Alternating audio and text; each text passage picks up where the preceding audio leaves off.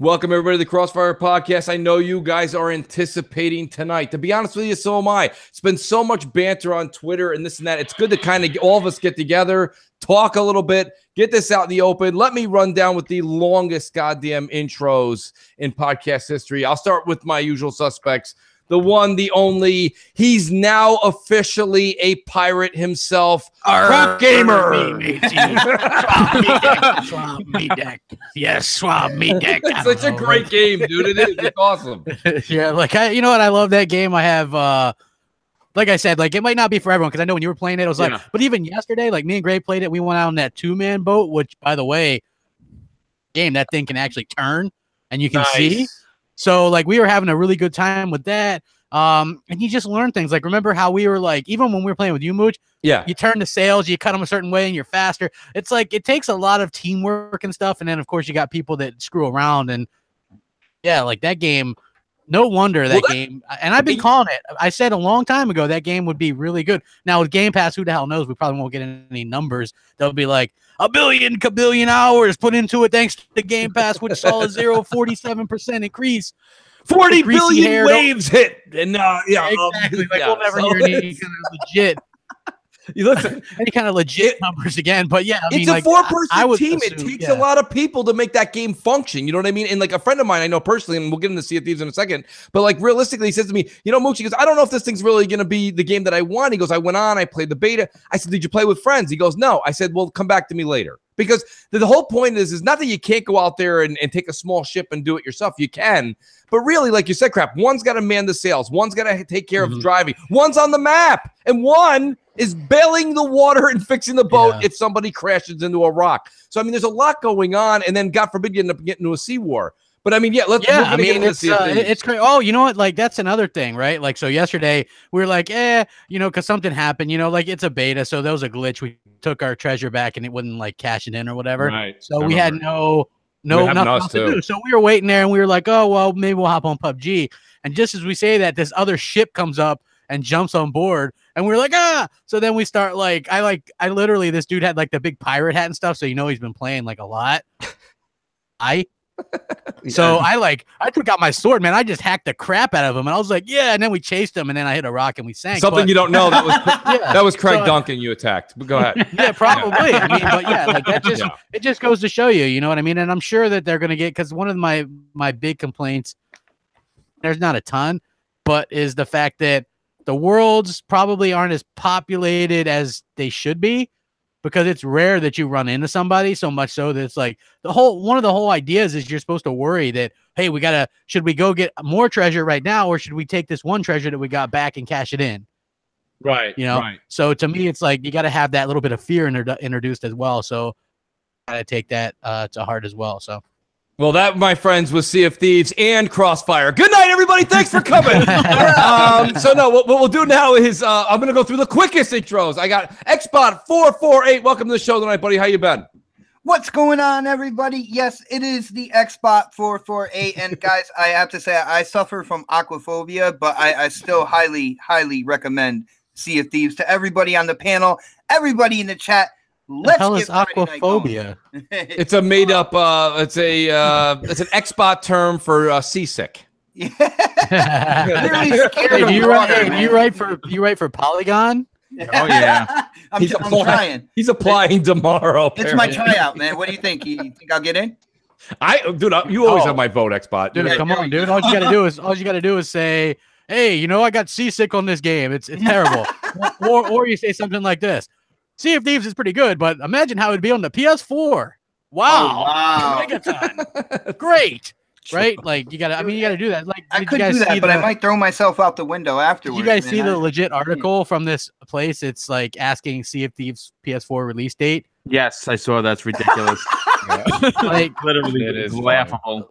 That's our non-biased gaming media at work. Let me get to my name. Signore Bombastic. Welcome, buddy. So good. You only buy every game. You just showed another 2 games you're buying this weekend. Yeah, how the hell are you going to play anything? A lot of physical games too. You know what? Here's the thing. Well, he's a vintage gamer, crap. Well, I do have like 95% of my collection is digital, but you know what? When you're trying to save a couple of bucks and you have like Prime on Amazon, it's hard to walk away from the 20%. Yeah, that's true. And during the holidays, I do get a lot of gift cards, which is what I ask for. So I just put them away. And when games come out, not only am I not really buying them because I got them, gift cards as gifts, but I'm saving the 20%. So logistically, I got the 2 games for nothing. Wow. Yeah. You're like one of those. What is that show that used to be on? Like, I don't know if it was a Learning Channel or what it was, but they clip coupons and got free games. Come on, boom, share the wealth. How the hell do you do that, to be honest? Well, I am going to say this. Thanks to Crap Gamer, he reminded me that the God of War Collector's Edition was out. I pre-ordered it, and it looks incredible. I mean, my gosh. If you like, I gotta be honest here, man. As much of an Xbox fan as I am, if you like Collector's Edition, you can the best. Yeah, you can, like, PlayStation just does it better. Yeah, they do. Because Microsoft doesn't do it anymore. So, I mean, yeah, you want like these badass collector's editions, you got to go PlayStation for that stuff, man. Like that. We got the Pony Gamer here. Listen, look, but man, that is true. I am, man. I'm just being honest, man. They want digital, man. Now, hard in to get the statue for the limited edition is Kratos jumping. That's all I need to know. No, he is grounded. jumping. Sorry. Is he grounded? Yeah, he is. He's standing there with his son. So he's let me get. You know what we're doing? We're not going through my intros, and we are going right through the topics list, folks. Yes, this will be the quickest Crossfire of all time. 3 down. Let me go to Alan Walsh from FullThrottle.com. Alan, welcome back to the show, buddy. We have got a ridiculous amount of news to cover, and I know you've always got your ear to the ground. How you been, brother? Oh, it's been another crazy, eventful week. Like I was saying to you earlier in messages, like maybe it'll slow down next week, or maybe the week after it'll slow down. It's been absolutely insane. I don't think Alan, we've it's ever had 3 a years like of me almost on YouTube, and I'll be honest with you, we haven't had a slow week yet. Because if it's not the media, it's Microsoft. If it's not Microsoft, it's Sony. And if it's not that, my God, I'm scared to find out what next week's going to bring, to be honest with you. Yeah, it's insane, especially for Xbox fans. There's so much going on with the Sea of Thieves beta, the Xbox Game Pass expansion. It's great, though, as well. There's a lot of news to go over. There's a lot of stuff. And let me tell you something. Speaking of news, analytics, and data, I brought on the 2 people that are the hottest thing this week, and that is Avers and Moxie from G4G Media. Guys, welcome. Let me start with, I'll start with Moxie, ladies first, of course. Moxie, welcome back to the show. You guys have gotten nothing but reviews and just rant and reviews, and people can't not want you. As a matter of fact, you're doing GRG right after this show. How are you today? And welcome back to the show. Thanks. Yeah, it's been a crazy week, so I'm looking forward to this, and I'm looking forward to GRG because this was the first week that Avers and I disagreed on a topic, so there's really a lot. I saw that. I saw that. I saw that. That's going to get interesting, especially with this panel. I'll tell you right now. Avers, how you doing, buddy? Good to have you back as well. I'm doing great. Thank you again for having us on for the second time together. This is going to be a great show. As Alan said, tons to talk about already here in 2018. So let's get it going. Let's jump right into it, guys. Let's talk about the most sensitive subject yet. At the same time, you have people that are somewhat in favor of it. Some people don't really know what it is, and some people that really aren't in favor of it, but just maybe aren't coming out as loud as others. And I'll be honest with you, there's plenty to debate here. To be honest with you, we have an item in Game Pass that we know right now is kind of non-existent. Okay, this is my take on it. I've been quiet for a while.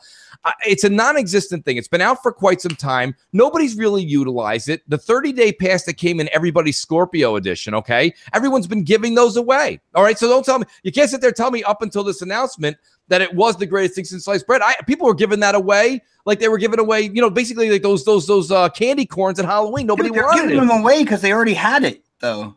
I don't think so. Xbox. No, they were giving it away because it was trash. I already had it. But Xbox, you do have to understand, it's present companies almost like accept it because you can't. We are someone and folks that are in the media. The elite guys. We're paying attention. Listen, if you don't play a game and you give a critique on it in the YouTube world, they're like, don't knock it unless you try it. So like the whole point is that right, you have to play and try things before you can knock it. So that being said, a lot of the folks that we all know, I don't count my vote in that either. All I'm telling you is that there was people that were like, here, one of the top things I got, oh, give this away on MNC, donating me Game Pass.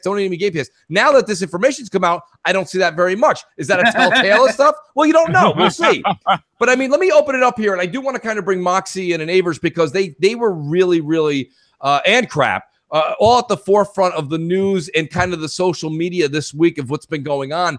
And it's interesting because, you know, and I'll kind of sit with Avers a bit, but Moxie and Crap from the outside, I want them all to speak for themselves, we're not huge fans of this announcement. And Avers was kind of proving his point saying, well, no, there is some benefit to this. So, Moxie, let me start with you because everyone definitely knows how Crap feels, but I do want to get the Crap right after that. On lynch Crap for some reason. I don't know. Well, no, Crap has every right to speak his mind. Yeah, and I think exactly. I don't think anybody's wrong, by the way. No. Hey, when you've dropped over $3,000 on Xbox this gen, come at me with I'm not allowed to speak my goddamn. Right, exactly. Like Crap just saying. Right, he's allowed to say whatever he wants. But Moxie, what you were making some points on G4G, and you and Avers didn't necessarily see eye to eye. What were your points and concerns? And I watched the show, but I'd rather hear it from you, that you thought maybe Game Pass was something that you had mentioned you would need 50 to 1. And I mean, you were using your example saying there has to be a lot of people that buy into this to make up for what people were buying, purchasing first party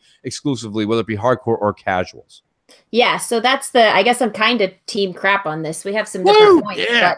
But, the thing that I was really concerned about is I see why it's great. I see Netflix, which is Avers' biggest reason that it makes sense. And I see all of that, but it's hard for me to see how do we get enough people wrapped up in this that aren't buying 2 or more games per year. And my big question is, aren't there as many or more of us that are buying more than that? Because the week prior to this, we did a video talking about Sony's attach rate, which is 2 games per console per year. And we said, that's terrible. That's awful. So if you look at Game Pass, they're basically giving permission for the 2 games per year per console. They're like, yeah, this is so good that we'll give you a package and we'll give you way more value out of it. So you ultimately need to have so many casuals that are less than 2 games a year to make up. I mean, you need 30 to 50 of them just to make up for Crap.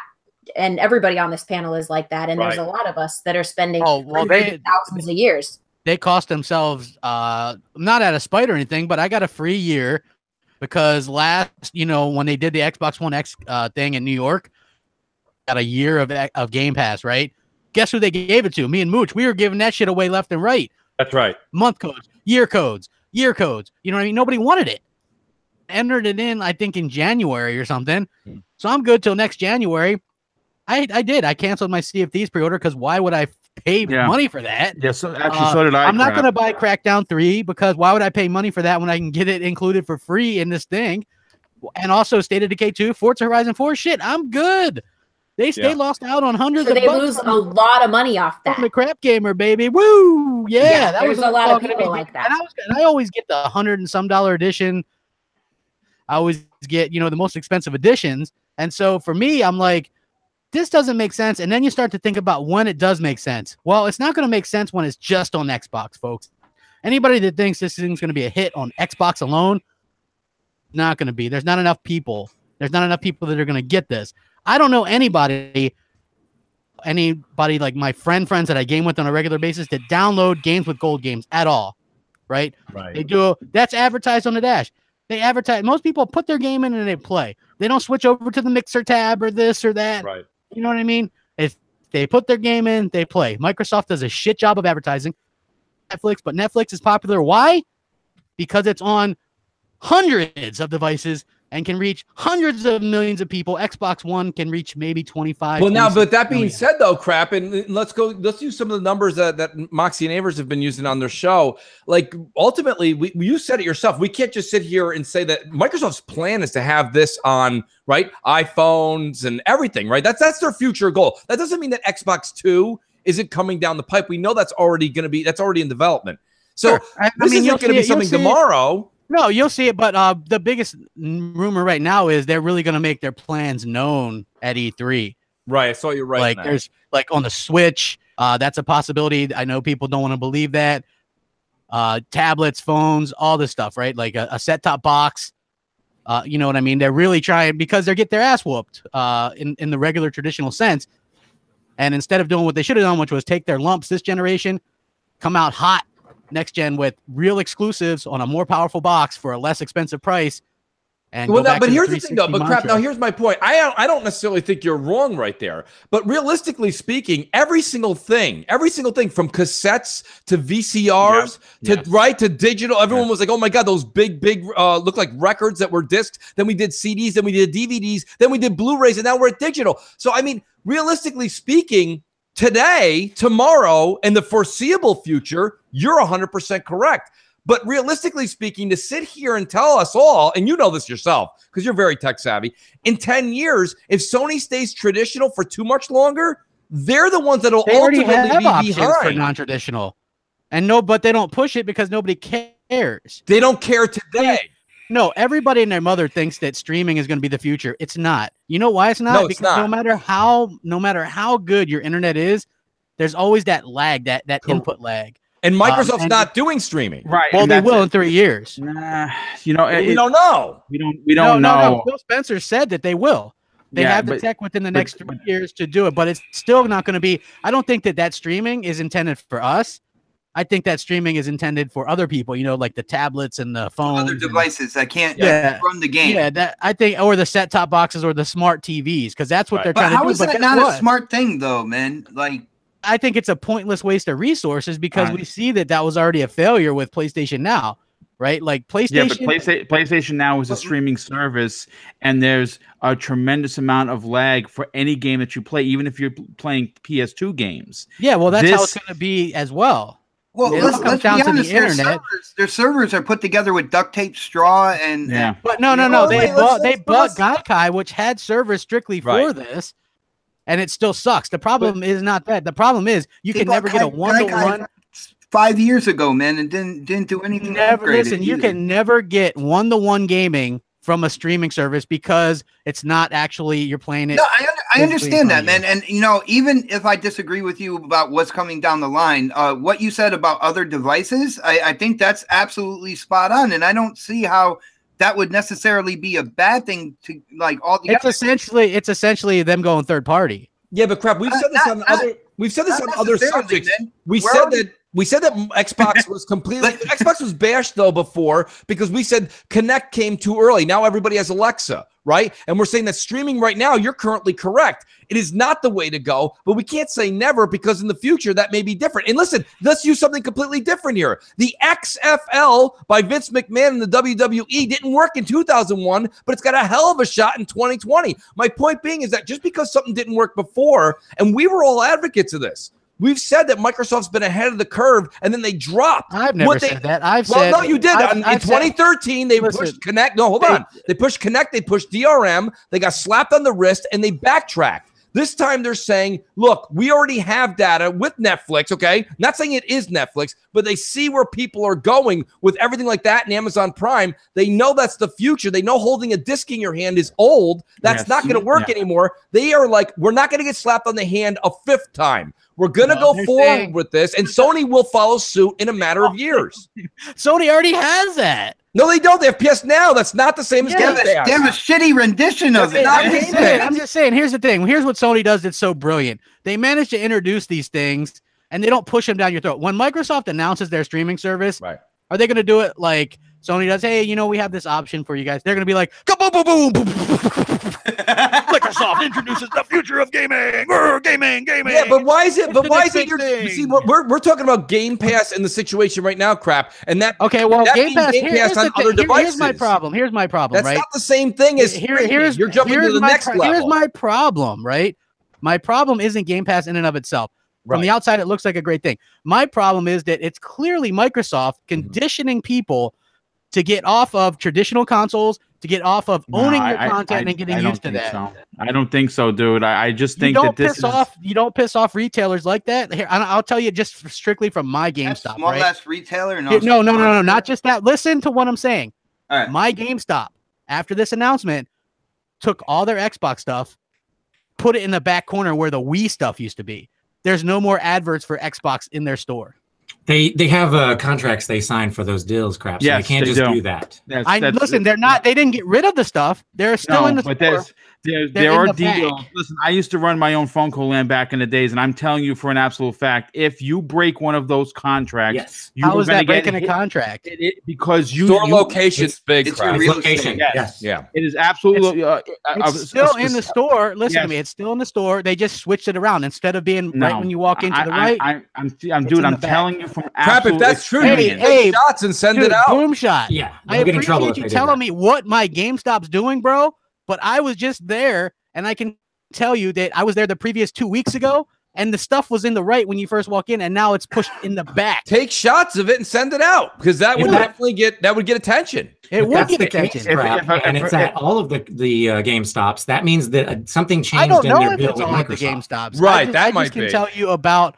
I haven't been to mine. I mean, I got to be honest with you. I go to what used to be a regular weekly stop is now turned into twice a year. Crap, you got to walk into that GameStop and yell blasphemy. Here's the thing, right? Everybody's like the future. I heard this shit years ago with Play Anywhere, and that you might as well beat your meat to that shit because nobody's using it. Nobody cares. It didn't help us get any games.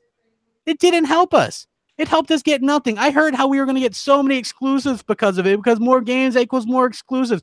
We got dick. We had the worst exclusive year we've ever had in the history of Xbox. Well, that's because they put the money into hardware. But hold on. When it comes to Play Anywhere, I don't think it was what it did do for Xbox. It made it irrelevant. It smoothed that road with a wider range of gamers. Like they might not be using it, but they're like, hey, how are you going to say this isn't gamer friendly right now? It's gamer friendly, but that's all they're able to say because nobody's using it. And then you spent money on their image, man. People, companies do that all the time. But you also have the more stuff you put Xbox on, quote unquote Xbox games on, right? The less relevant your console is in the console space. Are you a console gamer? Are you a console gamer? I am, but I'm just saying, like, do you not see that in the main hardcore and the mindset of people, and at least the social minority, that people look at Xbox as the least relevant. Will you agree to this though, Crap? Would you agree that if what Microsoft, let's say they completely do exactly everything verbatim to what you say, and they fail, that leaves an amazing gap for a company like Amazon or anyone else to step in and take the spot. Because let me tell you something, even third place out of third place in this gaming world is still billions of dollars. Yes. So my point is this, if Microsoft wants to take the chance and fail, then somebody else will take their place. They are taking it. They think, if you ask anybody there, they've made a pitch to Satya that this is actually going to propel them to a clear number one or a number two at worst. In this three, right? But here's the thing, though. I don't know. But listen, it's hard to sit here and say that we can't live in a world of absolutes. You know what I mean? Because we don't know.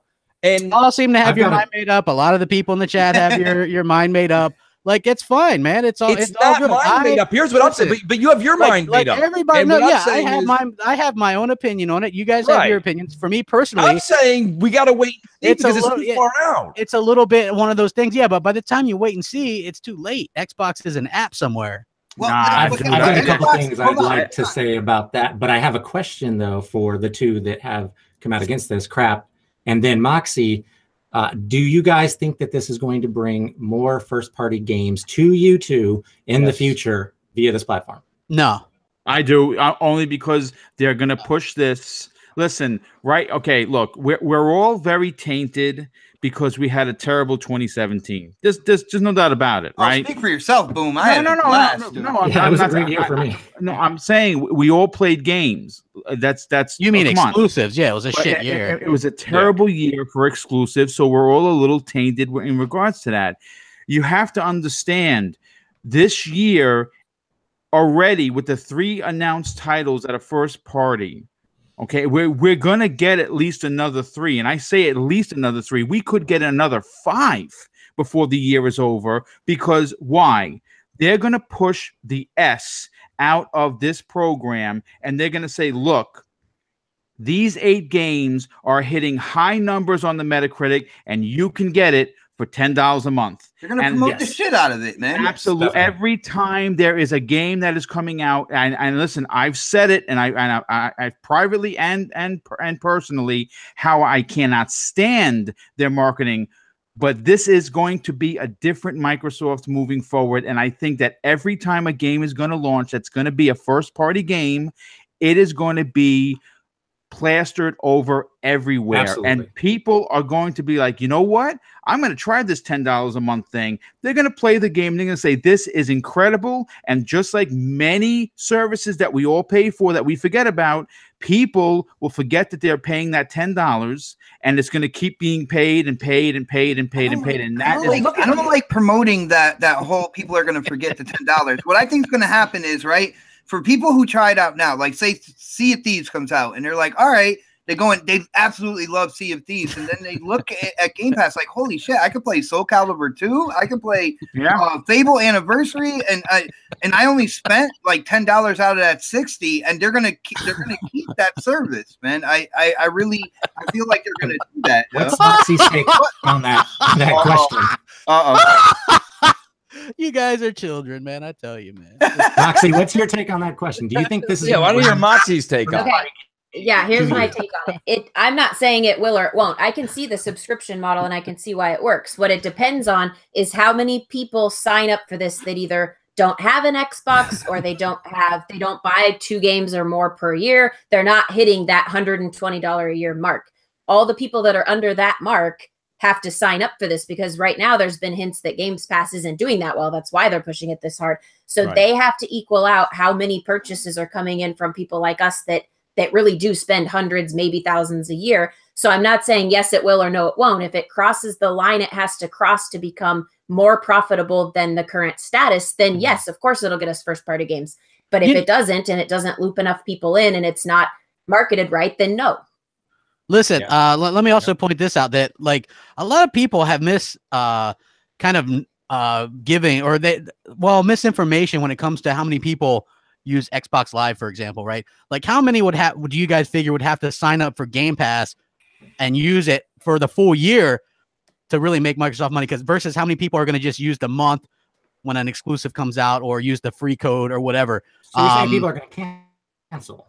Yeah, like listen, the reason why people want to use Netflix as a thing, again, that reaches hundreds of millions of people. I get it. People, that's the easiest comparison, right? But why do people keep subscribed to Netflix? It's because there's a constant flow. Like every week, there's something, a Netflix original. Yeah, but we don't know that's not going to happen. When is it going to happen? But here's the thing: you would have to literally have a new game every few weeks at least every month. Let's just use Netflix for an example. And I want to use Netflix early on. Do you guys remember when you have to go to Netflix.com, put in the discs that you wanted in the queue, and they had like only What About Bob as a digital watch? Hey, that's a great movie, by the way. Here's my point. My point being is I remember myself saying Netflix is shit. I'm like, this is garbage. And they're like, no, but the streaming's really cool. I'm like, what's really cool? I don't want to watch the Sesame Street version of Where's Big Bird and What About Bob? This wasn't what I wanted. So all of a sudden, right, this is their idea. They were like, we have a streaming idea, but the discs is where everyone at right now. Everyone wants a Blu-ray. Everybody wants to have a DVD. So we have to have the disc out there. Okay, great. They eventually found out that the disc was... Listen. By the way, the dodo bird crap. Now, what I'm saying is Game Pass today is like when Netflix still had the Blu-ray player and the Blu-ray discs. We have to give them time to evolve.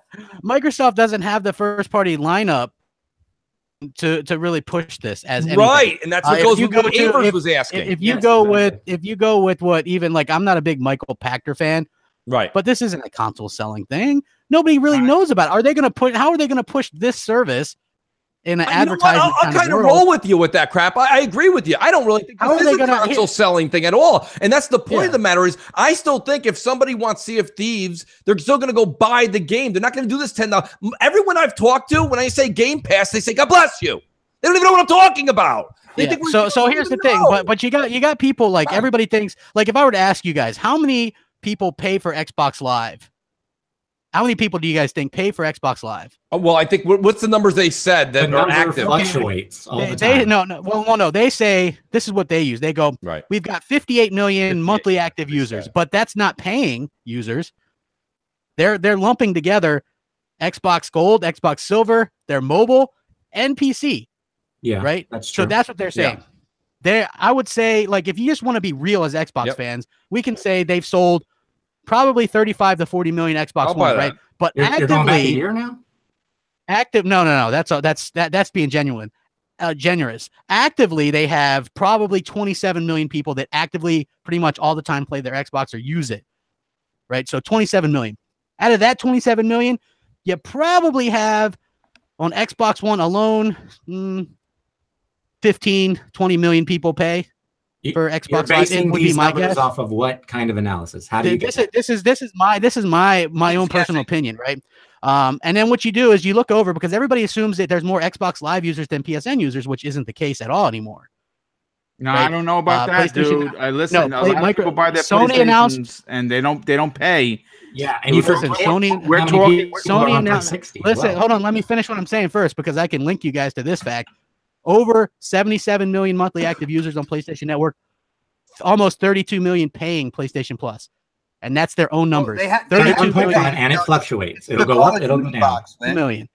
32 million. That they had, and that just makes sense because there's way more PlayStations than there are Xboxes. Yeah, but majority of PlayStation gamers crap all had internet or online for free last generation. Many hardcore. Are we damage controlling every dude? I'm just saying. It's not damage control. I tell you that I talked to 3 or 4 people that have PlayStations that are hardcore. They don't like Xbox at all, and they don't have PS Plus at all. Hardcore is a minority. I have PS Plus, and I don't even use it. Oh boy, the people on YouTube are exempt, okay? Because you guys are buying everything. I get it. Well, PlayStation is the Call of Duty box, the Madden box now. So I can see where more people are actually paying for online at this point, because are you just going to play Call of Duty? There's no 7, dude. Black Silver, get out of here. There's no 73 million people on Xbox Live. What? How are there 73 million on Xbox Live when there's not even close to that amount of people with Xbox It's about One? 55. It's about 55 on a monthly active. Right. Mobile 55 and the PC. Right. Yeah, I think 55 or 56 was what I had seen last in print. And then I was kind of buying into the fact that since that includes everybody, I would say that you said 15 crap. I would have said more around 30, 35. And I don't know, Avers, do you guys have the numbers? You guys run a lot of numbers. How could it be 35 million paying when there's probably 35 million Xbox One sold? We've estimated on our show that it's somewhere between 40 million and 47 million. And there's been a couple of little things that have come out that have hinted that it could be in the 46 to 47 million range in the past. He's talking about consoles sold. No, we're talking about the people that have subscribed to Xbox Live. The reason why you can never speak to a permanent number there is because it fluctuates wildly. All the time. It can fluctuate by 4 or 5 million in just 1 year, and it can go up or it could go down. So we don't know where it's at. Microsoft started lumping everything together after the Xbox One came out because their numbers significantly dropped because people abandoned the platform. Right. No, the 360 is not really a relevant argument anymore, since it's realistically there's not a ton of people on there anymore. Yeah, just a couple years ago, there were still more people on 360 than there were on but Xbox that's not the case anymore. It's like 2000. Here's the thing, okay? We all use Netflix as the bottom line. So let's use Netflix. Let's continue that trend right now, okay? Microsoft is doing this move in the same vein that Netflix did exactly what Mooch was saying. All anyone talks about is all of the exclusive content that Netflix is doing. No one wants to watch movies from 1985. Yeah, as a throwback, yes, but most people are using Netflix for their programming.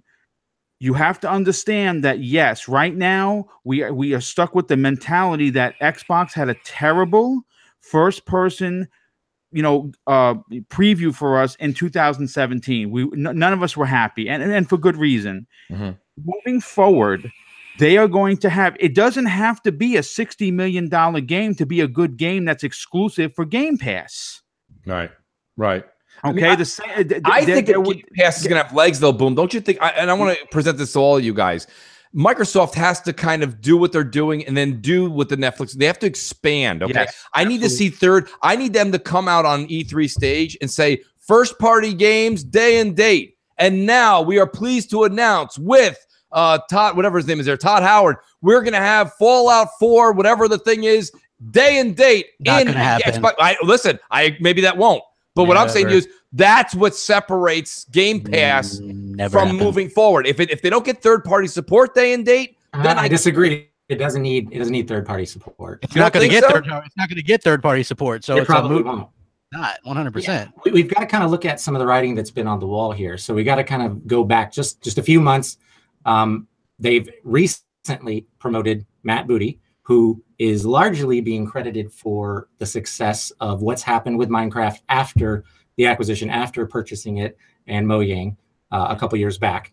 So that's playing a game on all devices. Yes, there you go. Xbox knows where I'm going with this right here. Look at what they're doing with controllers. They're adding Bluetooth technology to all the controllers that are going in the future. They are going to have this on other devices. It's not going to be what you're thinking it is. It's not going to be you can pull up your PS4 and subscribe to Xbox GamePass. That isn't. No, they won't do it on console. Yeah, it's not going to happen on console, but you will be able to stream things to your tablet, to your laptop. Look what they're doing with the Surface Books now that have possibly TV as well. Yes, definitely. The GTX 1060 is in a lot of these new Surface Books that are coming out. They have the Bluetooth controller. You can now game anywhere you want, just like you can on the Switch. But this is high-end gaming, not gaming from 5 to 10 years ago. And Avers, and that's falling back on what Crap said a little while ago about being on multiple devices. And I asked him if he was a console gamer, because when Play Anywhere came out, I said, well, I'm a console gamer at heart anyway. I'm going to play it on console. But for the people who do play on PC, good for them. And I'll look at this the same way, because I feel like they'll still have a console there. There'll still be a console community. But like all of a sudden, when you're out on a family trip in your car and you have a tablet or something like that, you pull up your subscription there, and it won't be the same experience, but you'll be able to still play your game there or something else. I do want to reiterate that. I do want to reiterate something, and this goes to Avers. Avers, you said, no, we won't see it. You guys are great at your numbers. And the one thing that I think is fascinating, okay, is the credit card industry, okay? Because every time you swipe your card, folks, somebody, not the store, okay, somebody, usually in account services and one of these electrical, what is it there? I don't know what it's called. Something account services. They make anywhere from a penny or 2 pennies per swipe. That all adds up, okay? So my point being here is, why wouldn't a Fallout 4, addition to the game go and launch day and date on the Game Pass, and they get 50 cents every time somebody clicks on it and downloads it? EA Access doesn't put their games day and date in the vault. Yeah, but you're missing my point, Crap. What I'm saying to you is, if you have an entire ecosystem in Xbox and this thing starts to pick up even just slightly more than it is now, that's more than the people would just go out and buy this thing for 40, 50, 60 bucks off of a disc or buy it digitally. They could get a lot more people and make they don't lose. And those people that want to buy it on disc, knock yourself out. You want to own it and own it digitally, knock yourself out. But day and date, to be able to get 50 cents, 25 cents, $1, this is the same concept, right, with games with gold. Microsoft strikes a deal with these people, then they put the games on, and every time you click download, they have to pay something to that publisher, to that developer. That's possible. It's definitely possible to get a Fallout from one of their partners like Bethesda. And I say Fallout, right? You're not going to see Anthem on there day and date. I mean, I understand that. But my point being is that you'll get a big name, but a smaller tier of it. You know what I'm trying to say? No, I'm thinking tier system when it comes to third party in the long run. Guys, Phil had already mentioned that he wants to do something like the Hitman series, where they get released, or Telltale, and you'd have the Xbox first party studio that's to be named be doing that, and that'd be something that you would get like Netflix, where you're like, I can't wait till next year's Daredevil comes out, and we all sit there and don't all unsubscribe to Netflix. We keep it for a full year. Maybe you're not watching anything just so that you don't miss Daredevil next April. So my point being is that there is something to this. And here's my other thing, Crap. Here's the cheerful part about it. It doesn't ruin the experience we're having today. It doesn't really impact that. It's just, and I hate to say it because I'm kind of with you with this. It's an option, folks. It's the year of options. Thinking, guys, I'm sorry. It's the year of options. I want to apologize to one of you guys here. I don't even want to own my games anyway, right? Like, who gives a shit? We don't own these games. I'm bowing down to what's the difference between? Hold on, I'm bowing down to my Microsoft. What's the difference between Game Pass and having the game go to PC day one? What's the difference? I don't want to own it. I don't want to. I'm good. Hey, no, guys, I'm totally. Does anybody have an answer? What's the difference between the game day one going to PC or being on Game Pass? I don't think it should be either one. I think it both. But what's the difference? There is no difference, and it's been on PC for a year. Your console less relevant. That's a you problem, not for me. Not a me problem. I'm going to come home. I'm still going to turn on my Xbox. Overall, I just don't understand. It's the thing. Here's the thing. It's a transition, and they don't want you to own your games. Well, they want everybody to get used to not owning your game. They're doing right now, isn't there a discount on these games if you have Game in the Pass? announcement, right? In the announcement, right? Eventually. Even the announcement on some of the sites, they're like, "This is very reminiscent of the original Xbox One ideas," and now people are like, "Yeah, this is very much like that." But people are happy for it now, like 3.5 years later. Yeah, but crap, we just said this. Connect and DRM was booed. People were getting pitchforked and knifed in 2013. Now people have Alexa in 4 rooms out of 8 in their homes. Like, times have changed. People don't like Microsoft. Right. That's a fact. That is a fact. Anything they do, that's why this is so amazing that they haven't been tarred and feathered yet. Here's the thing, right? This isn't like, I know everybody, we're the vocal minority. Right. This is like people are like, well, why do you care then? Like, this thing isn't going to be a big deal, right? That's what I just said. It's not going to be a big deal. But the big deal for me personally, and maybe it's a me problem because I'm a dinosaur, is that transition over to the only way this makes sense is if it's on other platforms. Right, and that's what you're saying. You've mentioned this a number of times. You see it predominantly maybe going to a Switch, right? Well, I would say this. You don't have to probably worry about it going to PlayStation for the simple fact that Sony doesn't fucking want that. Right? Right. Sony treats Microsoft like the goddamn plague. Yes. What you could do is see it on the Switch. If you look at even some, and I'm not even talking about like 5 years down the road, I'm talking very shortly. Right. Because if you actually hear what Phil Spencer says, right? Remember it was a few months ago when he goes, "Yeah, we'll put Xbox games on other platforms, not PC or Xbox." And then everybody's like, "Oh shit, did you hear that? It could be Halo on PlayStation." And he goes, "No, we don't really have plans to do that right now." Look at the way Microsoft worded Games Pass.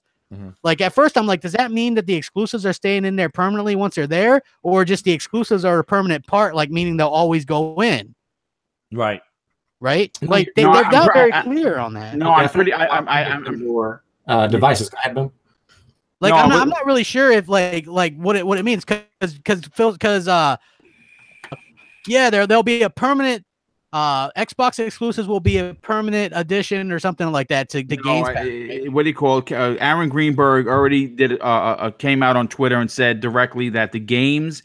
The first party games that are going into Game Pass are permanently staying in Game Pass. Because if they're trying to do like Netflix, their originals never leave, only the third party stuff. And all their first party games have been confirmed that Major Nelson did it also, that the games that are going in there day and date on release are staying in there permanently. Right. Like people were concerned, like, well, what if I get into Sea of Thieves and they take it out and it's a trick to make me buy it? No, every game that goes in there that's a first party Microsoft Studios title is staying permanently. I mean, shout out, Predator right here in the chat. He says, wouldn't be surprised if Microsoft bought Beam specifically to start a streaming service. Right, absolutely, Predator. That's something we've been talking about for a while. Mm-hmm. That's not really, and that's what I'm saying here, guys. And I mean, this isn't about. There's no right or wrong. That low latency. Everyone, and don't get me wrong. I don't blame people in the chat. Be like, this guy's right. That guy's wrong. This guy's right. This guy. That's not really what it is. It's not so much that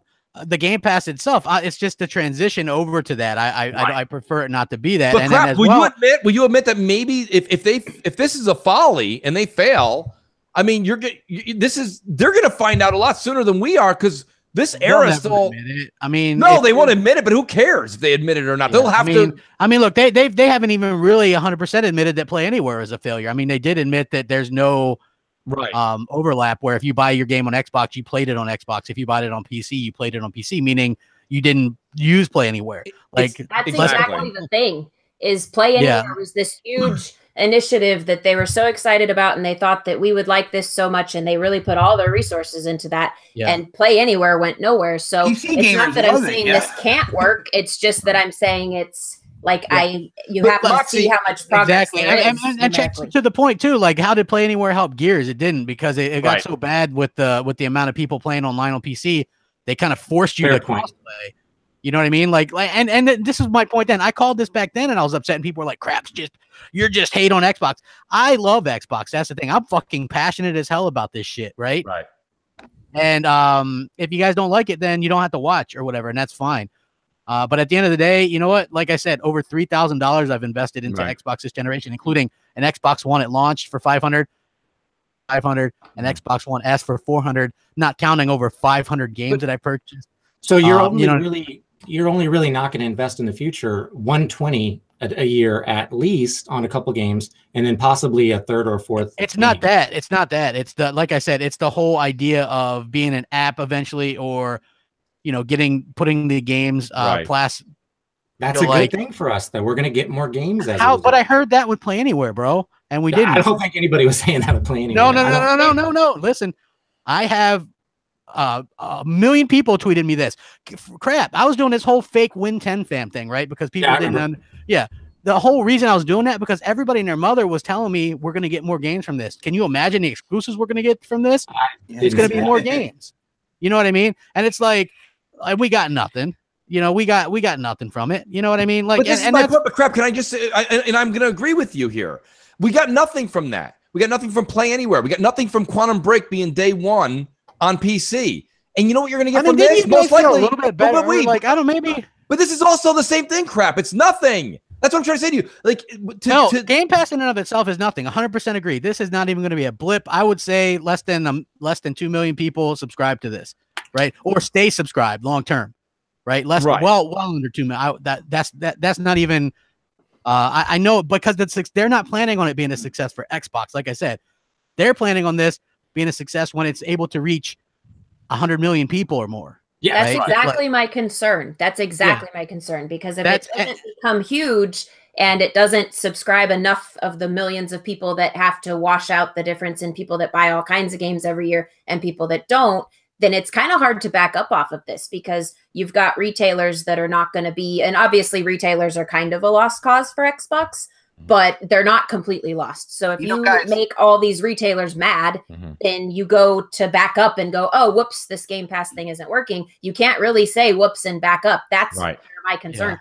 Yeah. No, guys, exactly. And I'd already kind of worried, like, I don't know, is this just something about like as console gamers, maybe it's because I grew up, I'm 35. So you kind of grow up with, you get some exclusives. You feel special about your brand that you prefer. I mean, I have everything, but the thing that makes each one of these things kind of special is the exclusives, and you feel a certain way.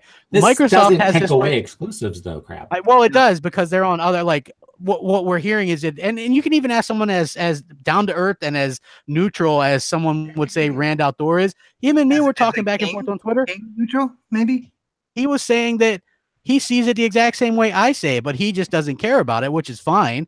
You know what I mean? But that the games could go to the Switch, or they could go to, whatever, like PC. They could go to the Apple phones or whatever. You know what I mean? Like they're already going to still PC, money in the bank for Microsoft, though. Dude, the only piece of hardware, hold on. The only piece of hardware that Crap said anything that would have a power to run it in the way that a console would be PC, and they're already going there. But listen, though, you don't have to, because Microsoft can do what? They can scale stuff down. What did the developers of Sea of Thieves say? You're still not getting the same experience. It doesn't matter. What did the developers of Sea of Thieves say Sea of Thieves could run on a potato? Yeah, right. You're not going to see Sea of Thieves on the Switch. I'm sorry. I don't think. I think you don't think so? I don't. But even still, see, I don't know. When it comes to multiple devices, I just look at it as a benefit to me when I'm out and about, and like I said, I'm in the car, I'm stuck in the car, somebody else is driving, I want to play a game. I know it's not going to be the same experience, but I'll have something to play. I look at that, and at my core, I feel like the definitive addition of gaming in my life is still going to be around my console. But at the end of the day, I'm thinking Microsoft, Xbox, they're crunching their numbers. They're looking at this and they find value in this. So I'm looking at this as a gamer right now. And as a gamer, I'm going to pay $120, right? At beginning of the year, you guys know, me and OSnaps, we ran into some financial trouble, and the community helped out incredibly. Now I don't even have to think about, well, damn, what's going to happen a couple months down the line? I know I am going to get my exclusives when they launch with a subscription service of $10 or more. And as a gamer, I am completely excited for this. And cool. Within the next 2 years. That's what's great about it. I mean, like a lot of people are fine with not owning their games, or you know what I'm saying? And I get that, like we're in this kind of world where some people are fine with that. Mostly millennials are like that, where they're cool with not owning stuff. Right. Like for me personally, I would rather own my stuff, and I still can. I get that, right? Like I already get that point, right? It's for right now, I can still own it. In terms of the comments about this, holy shit, dude! I forgot you were even. I don't like Crossfire to ever be a roundtable discussion, but we have so many passionate conversations going on. I think I may have to chime in and do a little bit of roundtable. Alan, take it away. I do want to hear your take on this. I actually wanted to read a quote here from Satya Nadella in the last investor call in relation to Game Pass. He said that Game Pass is off to a very, very good start, and our goal is to have essentially a Netflix for games, so that we can have the game subscriptions that people can use across all of the devices that they play in. Mm-hmm. There you go. Right. Now, what are you hearing, Alan? What is it that, like, me and you were I'm hearing Switch. I'm just saying, that's the hot button topic right now. They're very friendly with Nintendo. They got crossplay with Minecraft, and I hear some other things as well. Phil had some meetings with people at Nintendo. They're very friendly. I'm hearing Switch. Switch yes, great, man. I mean, in terms of what on the most powerful handheld. Xbox. Let me let Alan speak for a minute. Go ahead, Alan. No, yeah. In terms of other consoles, Switch is definitely the one that's most likely. I definitely don't see this going to PS4. Not because Microsoft doesn't want it there, but because Sony doesn't want it there. Yeah, that's what you know what I'm saying. Yeah. So I mean, with crossplay as well. Yeah. Here's the thing: Sea of Thieves, like and boom, like I could be right, I could be wrong, but Sea of Thieves is a game that relies on people populating their world, right. and they're like, hey, if people want to play it on a Pentium 1 at 15 frames per second on their laptop from 2002, they can, right? Why would they be scaling it down that much unless they really, really plan on doing something else with it? Like, and this is what I'm just telling you what I've heard. And maybe Rand or somebody, you guys ever, if he does a podcast or somebody, ask him what he's heard, because and Alan probably knows it, and it's not bullshit.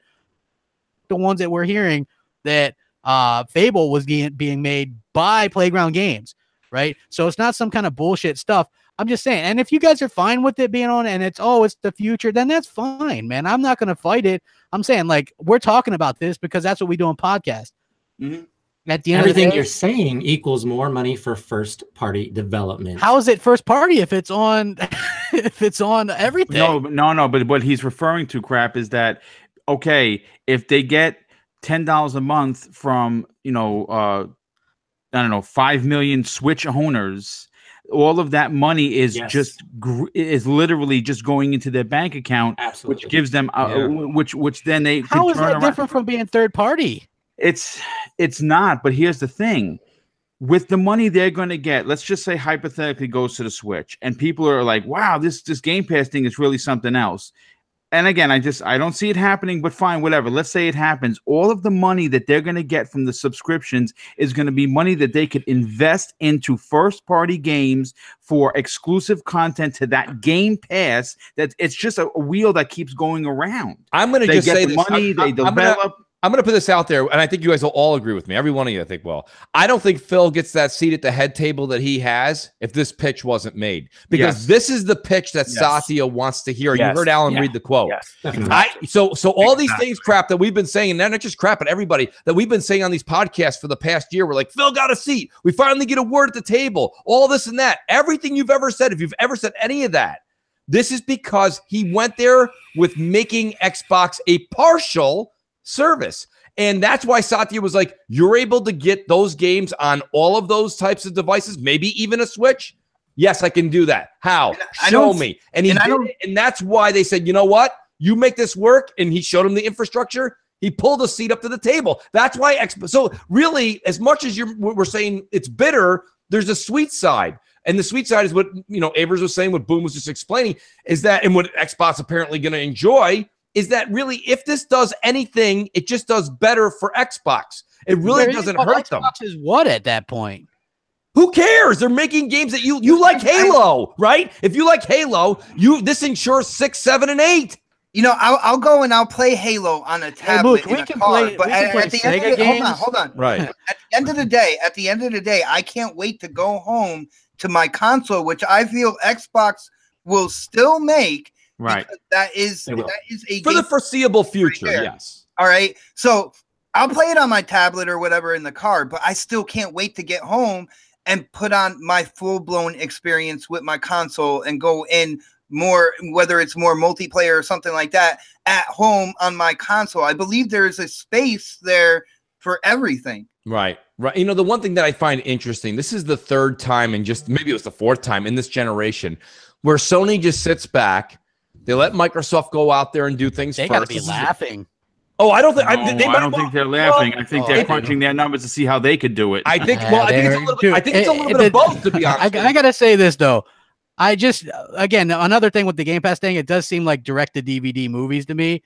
It does seem that it makes their exclusive seem. So. You might feel that way today, Crap. But I think once everything becomes more normal, I hear you. I'm just saying, like, would you guys ever think that Sony would put God of War on PlayStation Now day and date at launch, or if they had some kind of I don't think that they would ever put, because they know that people that buy PlayStation, they really buy into that whole ecosystem. You get your exclusive, and it's still relevant to those people. Sony will follow suit in the next 4 to 5 years. I guarantee it. Yeah. And you know what? Here, let me just. I know what this is getting a little long in the tooth, but I just want to add this because absolutely Crap brought up a good point. And this is where I slightly disagree with you if PlayStation would do it. And here, check this out. There's going to be 75 million. That's right, 75 plus million consoles out there, right? Just out of curiosity, what is the current number of Horizon Zero Dawn? I don't know. Well, 4 million physical, and then like who the hell knows digital. All right, so let's just say it's 5 million. Right? There's still 70 million consoles that didn't have it.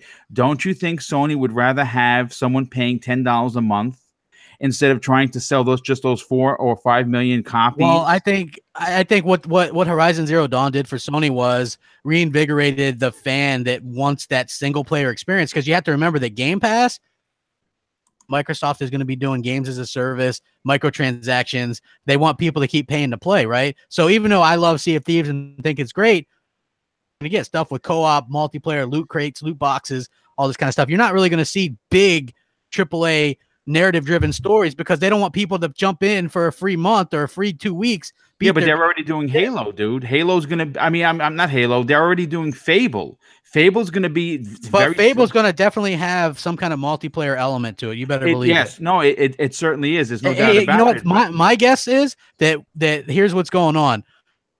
Because they've got a lot of hands in the pot here, right? So there was that Electric, whatever it is, studio, and rumor is they're working on some Fable Legend assets.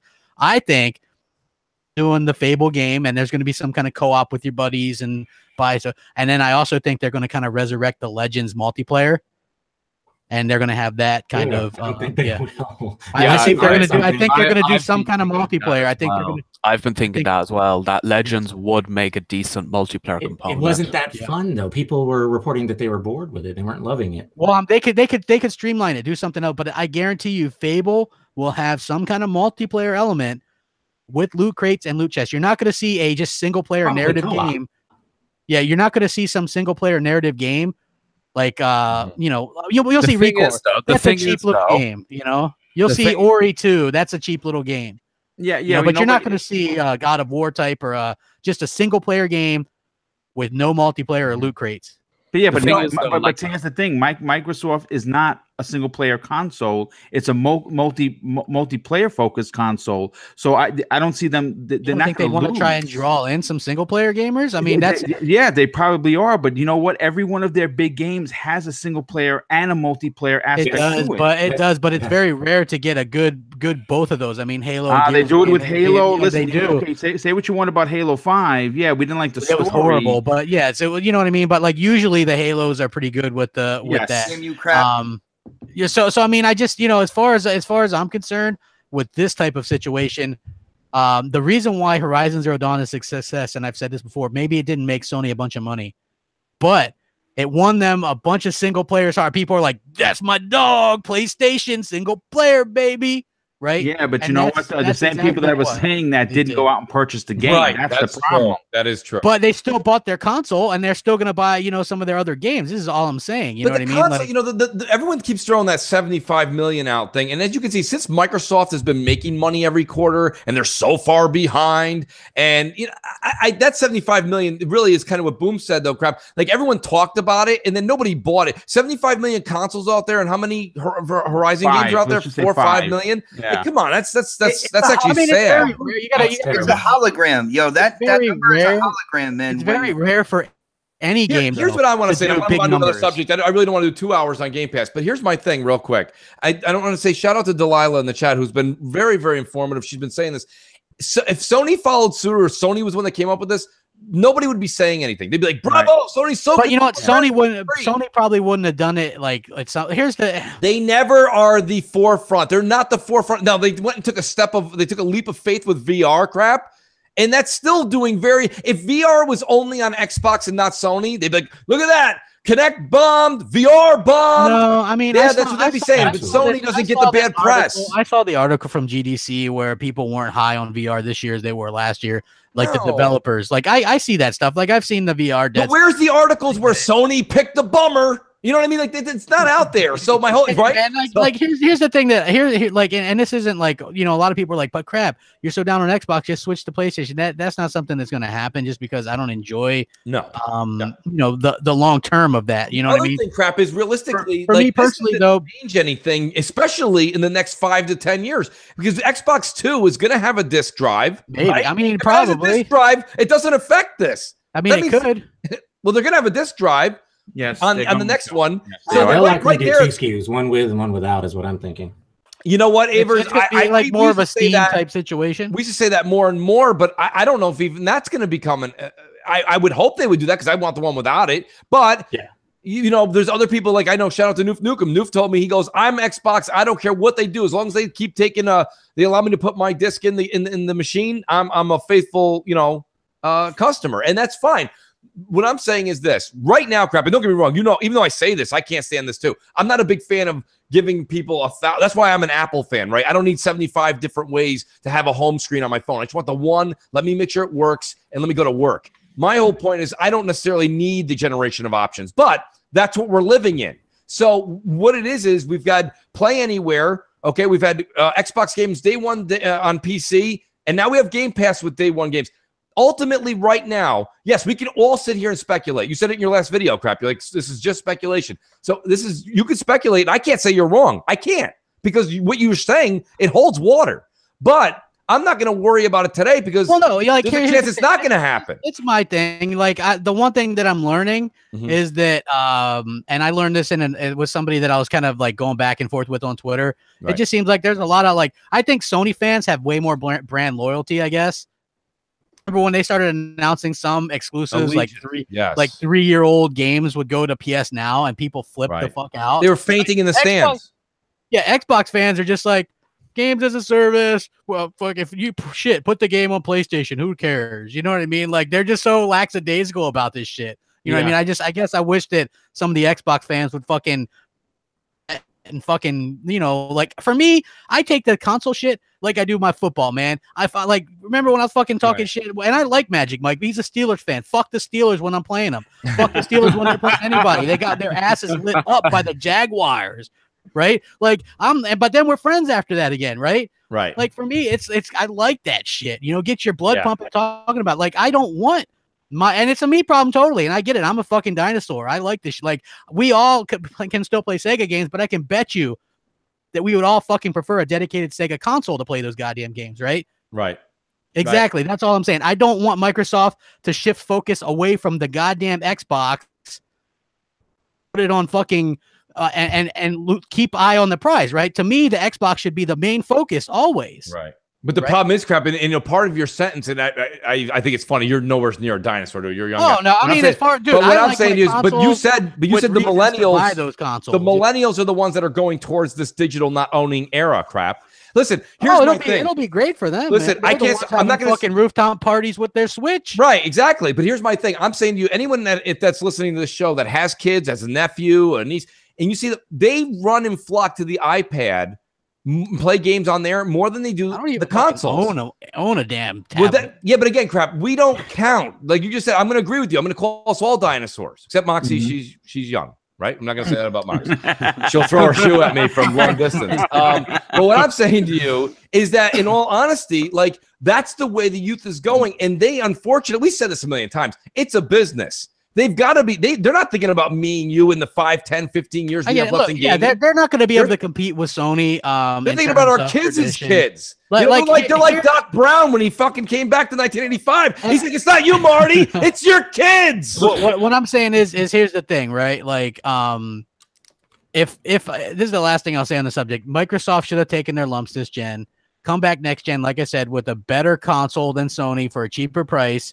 And had some kick-ass true exclusives, and that would have been the best. In my opinion, that would have been the better way. I think that's a better way to do that as well, though. But they're not because Sony's in the better position, because they're going to be able to launch before Microsoft. It doesn't matter. But right now, Microsoft is in the driver's seat because they could logistically counter anything that Sony does. How would they counter? Like, why would they patent hardcore infrastructure if they're not going to use it moving forward? Here's the thing, right? Like, Microsoft, they aren't in the driver's seat as far as I can tell, because Sony was starting on their PS5 after the PS4 Pro launched, right? So they've got a year up on Microsoft. Nah, right? Dude. You know what? I gotta disagree with you, crap. I really I respect everything that you said, and you're passionate as they come. But I think this is where you're wrong, because we have the most powerful console right now. Right now, we do. Yeah. And when Sony launches theirs, whatever that's going to be, you don't think Microsoft was already? Listen, they've said it. They will never be in second place with power ever again. If they don't, well, at least you'll agree with me at this. If they're foolish enough not to launch day and date with at least as a powerful console. Yeah, I think they have to come out the same time. I think 2020 or 2021, they have to come out the same time. And you know what? Like Mooch said in the last CrossFire, let them go first. And when Sony announces their box at 500 or 550, because obviously it's not going to be any less than that, then they drop it $100 and they rule the world once again. Exactly. Sony continuously sits there. Okay. And they're not the instigator in this case with the scenario, but they're the person that's not included in the fight. Right now, it's always Microsoft versus the public, or Microsoft versus the consumer. And Sony sits there, waits to see when the cloud and the smoke and everybody else, they see who's still standing, and they're like, let's do what they did. Yeah, right. And that's why I said to you, exactly. Thank you, Avers. And that's what I said on last week's show. I said, I don't understand why Microsoft, it doesn't matter about this year. Okay. When it's software versus software, then I agree with crap. It's put your dukes up and go out there and put the best show on. But when it comes to a hardware release, I'd be like, if I'm Microsoft, I'd be like, this is the year I'd like to go after them once. Let them come out, and then we'll react. It's still a rough sell, given the fact that of people that will be able to play Xbox games, even better per se, without owning an Xbox. So it's still going to be, a lot of people are still going to go, the best combination is PC and PS4. Like, we're going to hear that a lot still. You know what I mean? Absolutely. Like, that's just because they've intentionally. That has nothing to do with games. GamePass. Yeah, I get you. No, nothing. Absolutely nothing. It's just in general, what they've done is kind of sabotage themselves to make the Xbox as a console, quote unquote, that's relevant to a lot of gamers, right? Because a lot of people are just like, well, you know what? And believe it or not, this is a real thing. PC gamers hate this. They hate the fact that they got to buy the fucking PS4, right? But they got to buy it if they want to play those games. Right. You know, it's not the same way with Xbox, because they would, right? Because right now is a fucking great time for the X. You know why? Because this fake ass bullshit Bitcoin data mining has risen the prices of GPUs a 1070, $800 right now, right? So to build a 4K comparable to the Xbox One X console, over $1,000 right now, well over $1,000 to get anything even close to it, right? So the Xbox One X is set up as the best option. The problem is a lot of these PC dudes, they don't want to play on the console because they can just still get the games, even if lesser quality, on their PCs. Doesn't look like these PC dudes are buying the games either from the numbers we've been seeing. Why would they? You can just pirate them. Yeah, that's true. Right. I mean, like, honestly, well, speaking of pirating, thank you for that segue. I want to leave off Game Pass. Let's talk about Sea of Thieves, guys, because Sea of Thieves being right. Thank you. With Sea of Thieves being this great entity, and everyone's watching it, 226,000 people on Twitch. It's like number one. I do understand that the Amazon numbers may be a bit flubbed because people are getting beta codes, but nonetheless, it's up on the list. It's up on the charts, which is good because yes, all of us in the know that a lot of people are pre-ordering on Amazon to get the code, but a lot of random people that just check and see what games and what's happening are seeing this game. They're like, wow, maybe I need to get this game too. So That being said, what is it? I mean, we all know why everyone's having a good time, but am what I not does a this game? prognosticator of some sort? Because I said a long time ago that this would be in the game. Be careful before you wave the flag, though, because come on, I'm the man. No, well, nothing's happened yet. It's a beta. I know, but check this out, dude. I said that this game is going to be the goddamn truth. When you hear, I mean, who knows what the future holds, but right when this thing launches, and I really wish we'd be able to get some solid numbers on this, and we probably won't, but we will get the numbers that people stream this shit, right? Like when you stream this, it is hilarious, even when you're doing nothing. What is it? But here's the thing, and I want to say this, and I want to open it up to the panel. My thing is I've been saying this for a long time, and crap, I've said it with you, and I still have my concern, okay? And I'm not concerned because of the beta. I think Craig Duncan and the Rare team have decided that this beta will be a mechanical beta. They're testing functionality, okay? They're testing a series of things across this beta. They're not going to give you the game and then let you play. They're reserving a lot of it. A lot of it's being held back. But my question for all of you, I know I would assume everybody on the panel's tried it or at least seen enough of it on Twitch or Mixer at this point. What is it that this game needs for longevity? Because right now, I need more than just simple fetch quests. So what is it that we're going to see going down the pipe? Or what is it you need to see for you to become a consumer? Well, it needs that progression that they've been talking about with the 3 factions and stuff. To be honest, when it comes to this beta, I was hoping that they would give us more than what we got in the alpha. And what I'm seeing right now, it's pretty much the same thing. But the Kraken, all the different sea animals and stuff like that in the game, and I was actually saying this yesterday.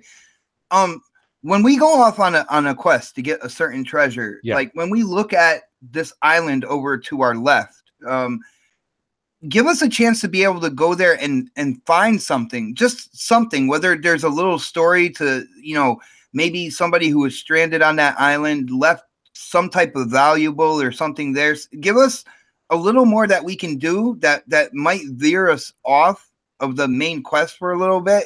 But that's interesting. It's immersive, and you get the story of maybe this pirate that, for some rhyme or reason got stranded over here on this little island. If they add in little things like that. Well, that's not the full game, right? Like you'll be able to pick your factions, and one of the factions is actually like going hunting monsters and stuff. Like that's the faction I'm gonna do. It's basically legendary pirates, and you're getting their skulls. So like at the end of the day, you're going to be fighting them. So that's going to be cool. Chaos 888 made a good point in the chat. I kind of want to bring it up. He says, Rare will be adding content over time. That's how the game is designed. Now, interesting. Of course, that's something we all may go, duh, no kidding. But I like the way he worded that. Is this something kind of like where Overwatch has just continuously grown and evolved and grown and evolved? Yes. Is that something that Sea of Thieves is going to continue to be, Alan? What do you think? Yeah, I think it'll receive very similar updates to what GTA Online has got. I think the game will be done a lot like that, where they're going to keep updating this, hopefully for at least a few years, to keep it alive and keep it going. Alan, do I have a valid concern though, Alan, that maybe at launch this may be I don't want to use the word letdown, but may be a little bit short for what people think the quests and such are, and it's going to evolve, or will they give us a punch at the beginning? It's kind of hard to say, but from what I've heard, the beta is really only a small taste. Like it's literally the stuff we were playing in the alpha. So you don't even get the full map because you hit to the end and everything turns red and blood. That is so cool though. Doesn't your boat sinks as well, doesn't it? It's kind of creepy. Yeah. So to your point, what we're playing now is pretty much what we played in the alpha. They do give you, like, you can tell that there's factions and you can buy stuff. I don't remember that in the alpha and stuff. So that's pretty cool. Yeah. I really like what they've done with it, though. Like, to me, here's the thing.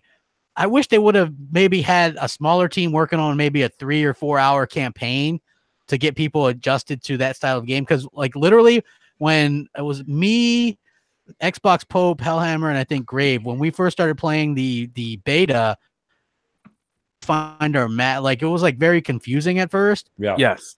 So it turned out we couldn't even get our map anyway. So it was kind of like, that was kind of annoying. But it was like, I feel like they could have had some kind of thing to get you, like, teach you. Yeah. That would have been great. Like, I don't think that would have been too much. They kind of like drop you in. Yeah. And then they're just like, it's like, what do you do? Like, when I was streaming it with my mate for the first time, we spent the first hour of the live stream just figuring out what to do, figuring out how to get the quests and whatnot. I would like if they kind of gave you some objectives at the start to get you into the flow of everything. And then once you know what you're doing, give you the complete freedom. Absolutely. Now, I want to turn this over to Moxie and Avers too, because I happen to know you guys, and we're friends on Xbox Live, so we all see what each other plays. This game, and I'm completely speculating, doesn't seem like it's going to make the G4G top 10 games of the year. Is this a game you guys like? I mean, I don't know if you guys have even mentioned it on the show. I haven't seen what you guys have said on this. Are you guys playing the beta? It was on our top 10 most anticipated that we did at the end of last year. So how do you feel now, though, Avers? We're definitely going to play it. Well, I've only had a chance to play it by myself. And the experience for me was I kind of didn't know what to do or where to go. Even though I did play the alpha a little bit, I didn't play that enough to really understand what I was supposed to do in the beta. So I kind of messed around on my own ship a little bit, ended up sinking it. The feeling I had was that I was just a little bit underwhelmed, but I understand that this is only about 20% of what's going to be in the game. Right. And then shout out to Warrior. He did a stream where he kept saying basically the same feeling I had, which was you could definitely see how much fun this would be with even just one friend, but especially 4 friends. Absolutely. No way this is not going to be fun. I've been trying to get Moxie to play it with me, but she refuses. I don't know why. Moxie, tell us, please. I've just been crazy with my business. I'm hoping actually to jump in a little bit tonight. I have not played it at all. I haven't even gotten to catch stream of it. It's definitely in my anticipated. Okay. It's just been too crazy to get in there. So I'm really hoping to get in there, get a few people together, and hopefully see what it has to offer. But I'm definitely not negative on it yet. I just totally haven't even seen it. But you're excited for it. You said it was one of your most anticipated. Yeah. Well, it's been one of my most anticipated for a long time. Yeah. Avers said something that that even concerns me, and I hope maybe we're just plucking these numbers out of thin air. But like from what I'm playing in the beta, you said this is only 20%. I'm hoping it's actually 2%. Yeah. Because if that's 20%, I think that's not good. This game needs to have, people. And Crap always says it in his videos. He's not necessarily wrong. He's like, let's not compare Sea of Thieves to Destiny. It shouldn't be compared at all game to game. It's apples and oranges.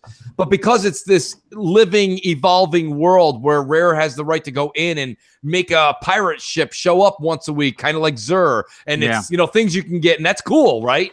And maybe it's a quest that you go on. Like my only thing is that I think at launch for this thing to become such a phenomenon, it has to have a lot more content, and that was my number one fear with this game. And I'm not concerned to say that they're not going to do it, but the beta hasn't eased my concerns to say, oh God, thank God the beta's already got 4 or 5 hours worth of stuff to do. The beta is basically, like you said, learning your way around the ship, learning where to pick up your quests, going to fetch them, maybe seeing a ship or two, having a small battle, and then, regurgitating that over and over and over again. And yes, it is fun on the ship. But like I said to Crap during the live stream when we were playing, I said, I don't have a problem with any of this. He goes, well, Mooch, aren't you having fun? I said, yes, but I'm concerned that this game, me and Crap have played over 100 hours of PUBG. I said, now, and that was in a very short period of time. Now you take another 4 weeks and we play 100 hours of that. If there's not way more to do than what we did, you've gone through it. It's going to be over in 4 weeks. It'll be the Division all over again. Well, it's funny. It's funny that you segue into that. I want to bring up something that a lot of people aren't talking about Sea of Thieves, and it's my personal concern for the game. Now, I was on a live stream with Bot and Mel, and we were hanging out, and I happened to go off to the left to go get a map, to get like something for us to do. Okay.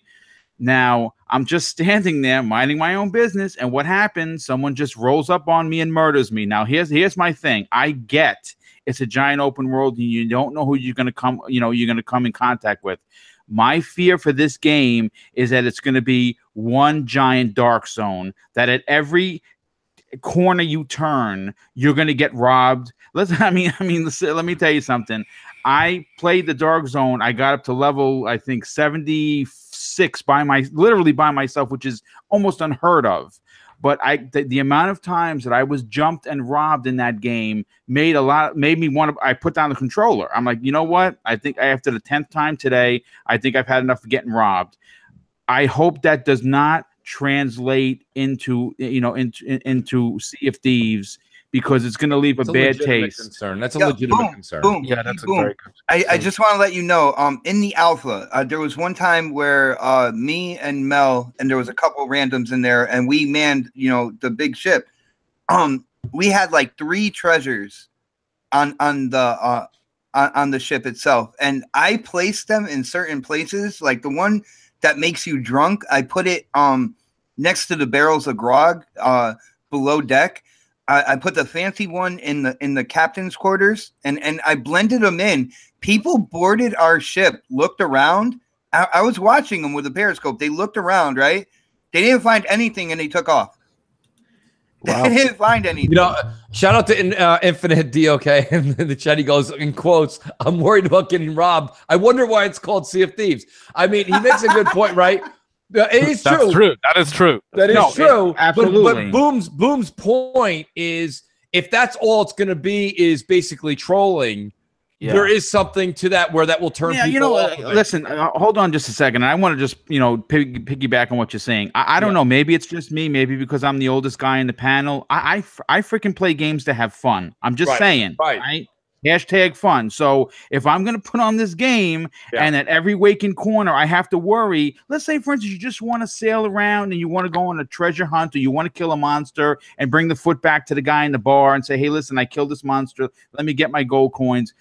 You should somehow be able to do that without getting jacked. And I'm just saying that if the whole game, I understand the Sea of Thieves. Listen, I'm not a retard. I'm just saying that. Right. No, if the whole game is going to be a stress-related, game, I'll play PUBG. Right. And you know what, Boom? I'll be honest with you. The reason I found it funny was you make a hell of a case, but at the same time, sitting here, I'm wondering, is that what it is? And that's why a lot of times, like I can't remember what the game mode is on Call of Duty, where I think it's called not Hardpoint, but it's something like that, where it's friendly fire is it happens, and I know a lot of people just troll in that mode, and they'll just start a game. You'll have one rando, the rando will turn around and just shoot you, and it's like, all right, fine, you just get a new person in the next match, but like you just wasted 8 to 10 minutes, and if you're only playing for an hour, that sucks. Point being is, like you said, you go out there, you do these huge quests. One of two things: either something should be where you don't get bothered, or if you're playing solo, you have an advantage with a faster ship or something, to get away or you do have a faster ship if you're in the smaller ship. It's way faster. Oh, you do? It is way faster. Yeah. Okay, so a team of 4, no way they're catching you in a big ship. Hey. Okay, you can you can run circles around those ships. Now, Crap, answer me this: what about the other concern that Boom has? So now you get off the faster ship, right? You're going to trade it in, and all of a sudden, there's just 4 guys that are waiting for faster ships to pull in the dock. Here's the thing: that's griefing. That's a possibility, but that's not the only possibility. Here's what happened to us yesterday. Me and Grave were playing. We're using a smaller, faster ship. So we're like, hey, let's get this treasure. We grabbed it. Then we were like, hey, instead of just going back and cashing this in, let's go grab another treasure because it's really close. And then so we put the 2 treasures in the boat. Turns out when we threw the anchor down, it wrecked the boat and was taken on water, and we didn't know it. So what happened was both those, we weren't jacked. We just lost both those, and you know what I mean? They're just gone. So we lost those like that. That can happen no matter what. Like that can happen just because your boat sinks. Right. But to be honest with you, we didn't hardly, like maybe once per session we see another group, and a lot of those times there's not even much of a there's not even much of a fight or a scuffle. Like maybe one time there was the one where I was fighting the guy with my sword or whatever. Yeah.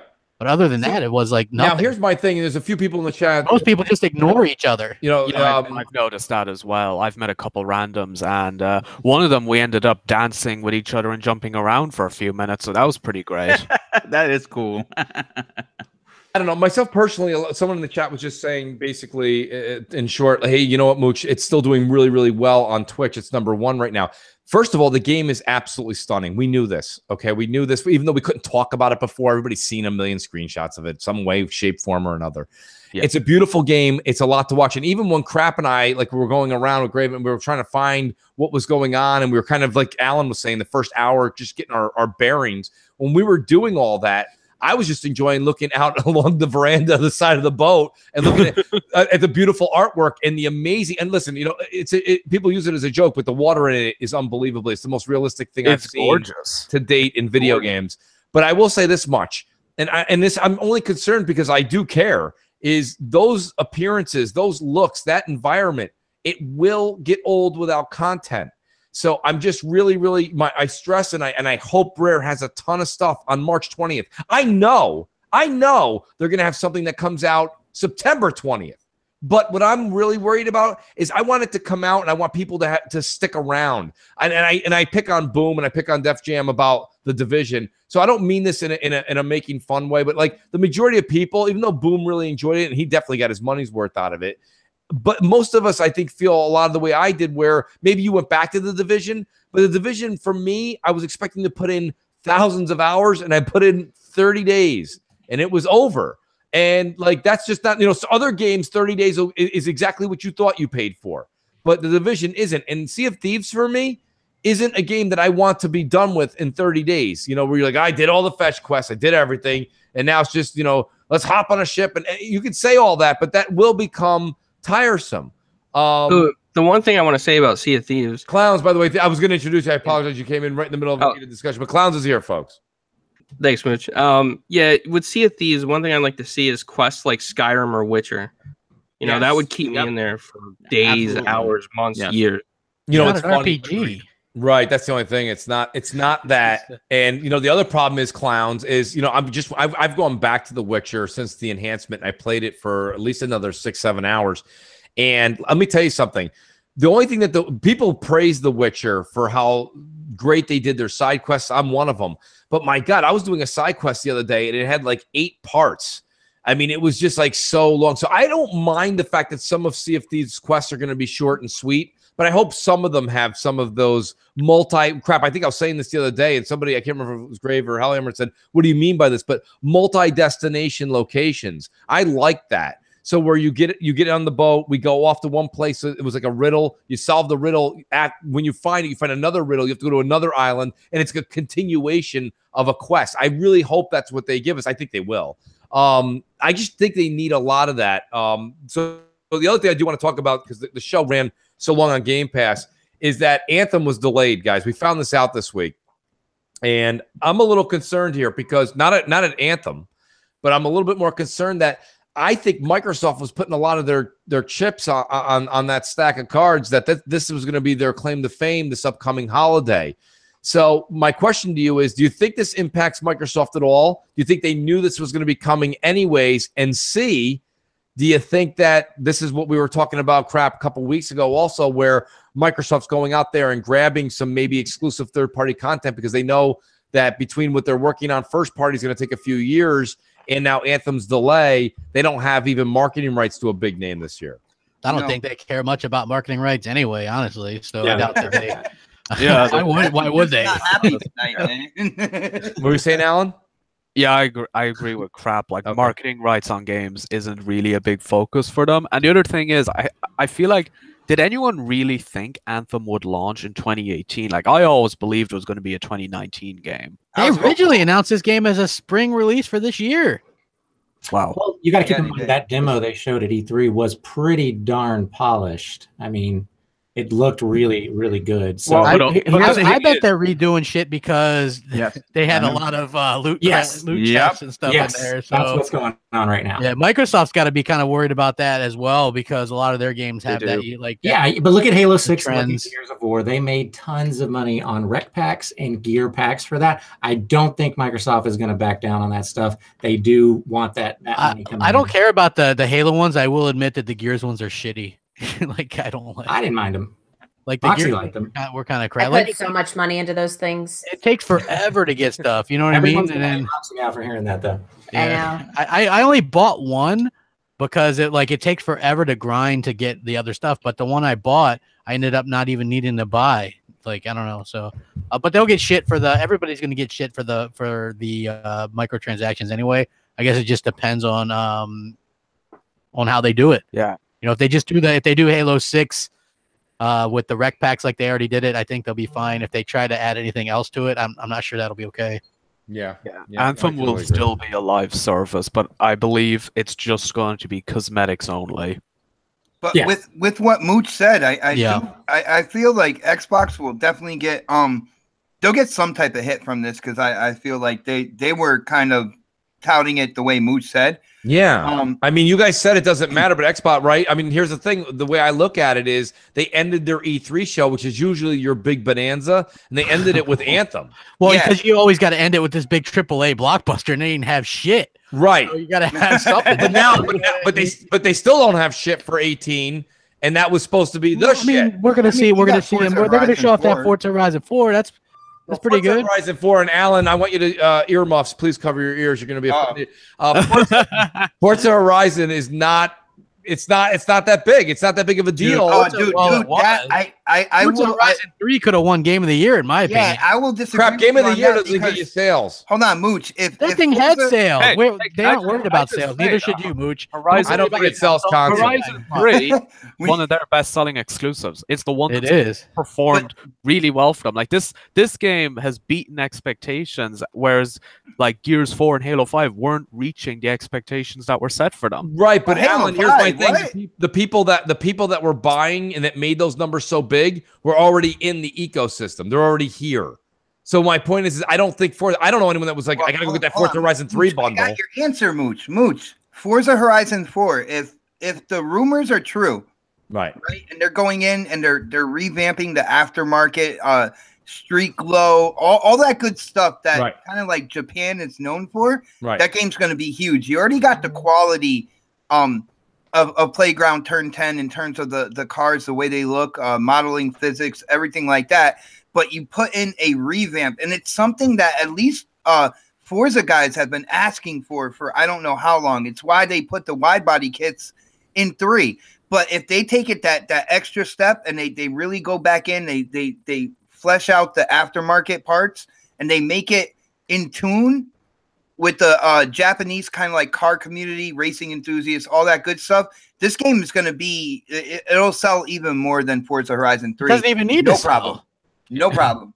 Yeah, I mean, listen, I understand, and sometimes the words don't always come out right. You going back to GamePass, Crash? It's saying it doesn't need to sell to be. Not that Forza Horizon 4 is not big. It's going to be a big game. It's going to be a big game. Yeah, people are going to love it. I don't know. I like to talk to casuals, like people that are like, crap. You're always using examples. Like I talk to this guy, and he's got 8 channels. Those people, I understand they're all into it and this and that. The casual folks that I talk to, they're not big into Forza Horizon. Maybe it's a New York thing. I don't know.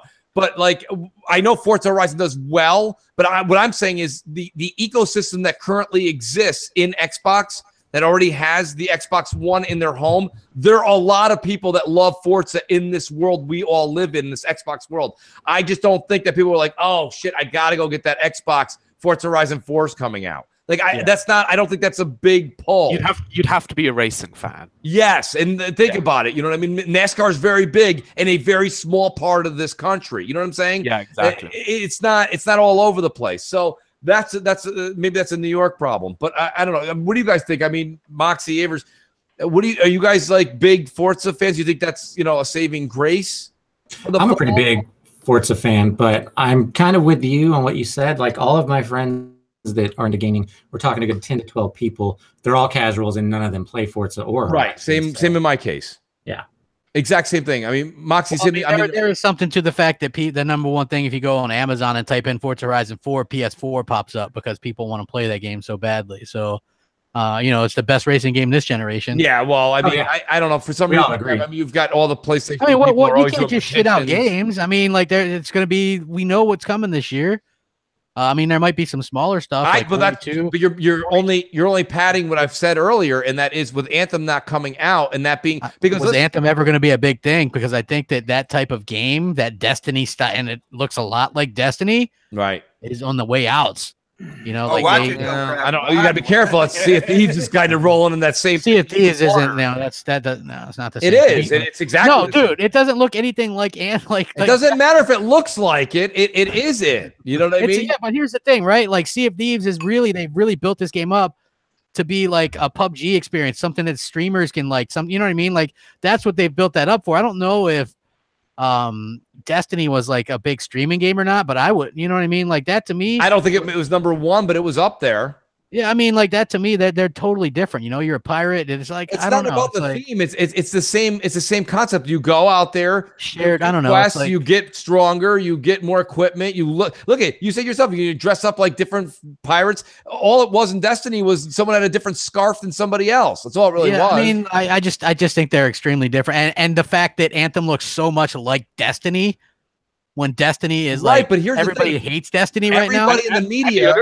The other thing is, like, Anthem was being developed with competing with Destiny in mind. Sea of Thieves wasn't built with competing with Destiny in mind. That's correct. That's true. I'll give you that, Alan. But a lot of people have said, and they just did a segment on IGN when they were like, they did a concern. Well, they weren't concerned, but they were like, they're like, Sony came out and said that God of War was going to be early 2018. And now April 20th, that's not, he goes, this is the IGN guy talking. He says, I'll be honest with you, I don't consider April early. He goes, I thought February was early 18. So he goes, if their interpretation of early is almost May, okay, which is the middle of the year, right? He goes, if that's early, he's like, what is Sony? When's Days Gone? When's Detroit? All these other things they said were coming in 2018. Are those all now the fall? And the other guy turns into him and goes, well, Sony's predominantly been using third-party marketing deals for their fall, and it's been working very well. Okay, case in point, fast forward to now.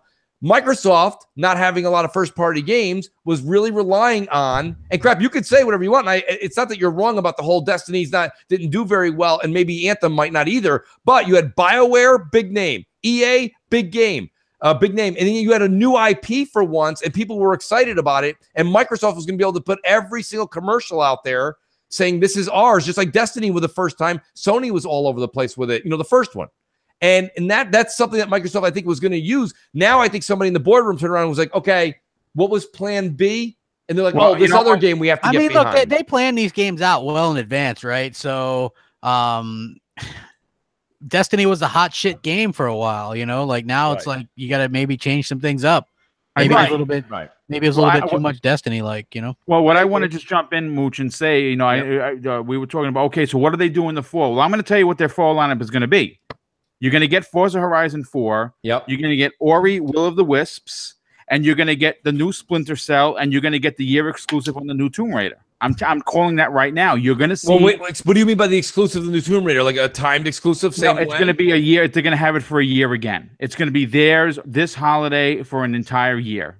I'm calling it right now. It's a decent call. The only thing I thought that what was the third thing that you mentioned there? I said, where do you get Splinter Cell? Splinter Cell, I don't think, but Splinter Cell was supposed to. We were supposed to get that last year, right? People have already said that they've seen it behind closed doors. I am telling you right now that is going to be a big game that's going to be marketed by Microsoft. To answer Avers, though, here's the thing. I know, and I don't blame you guys. You and Moxie are very good at saying, hey, you know what? Show me it in print.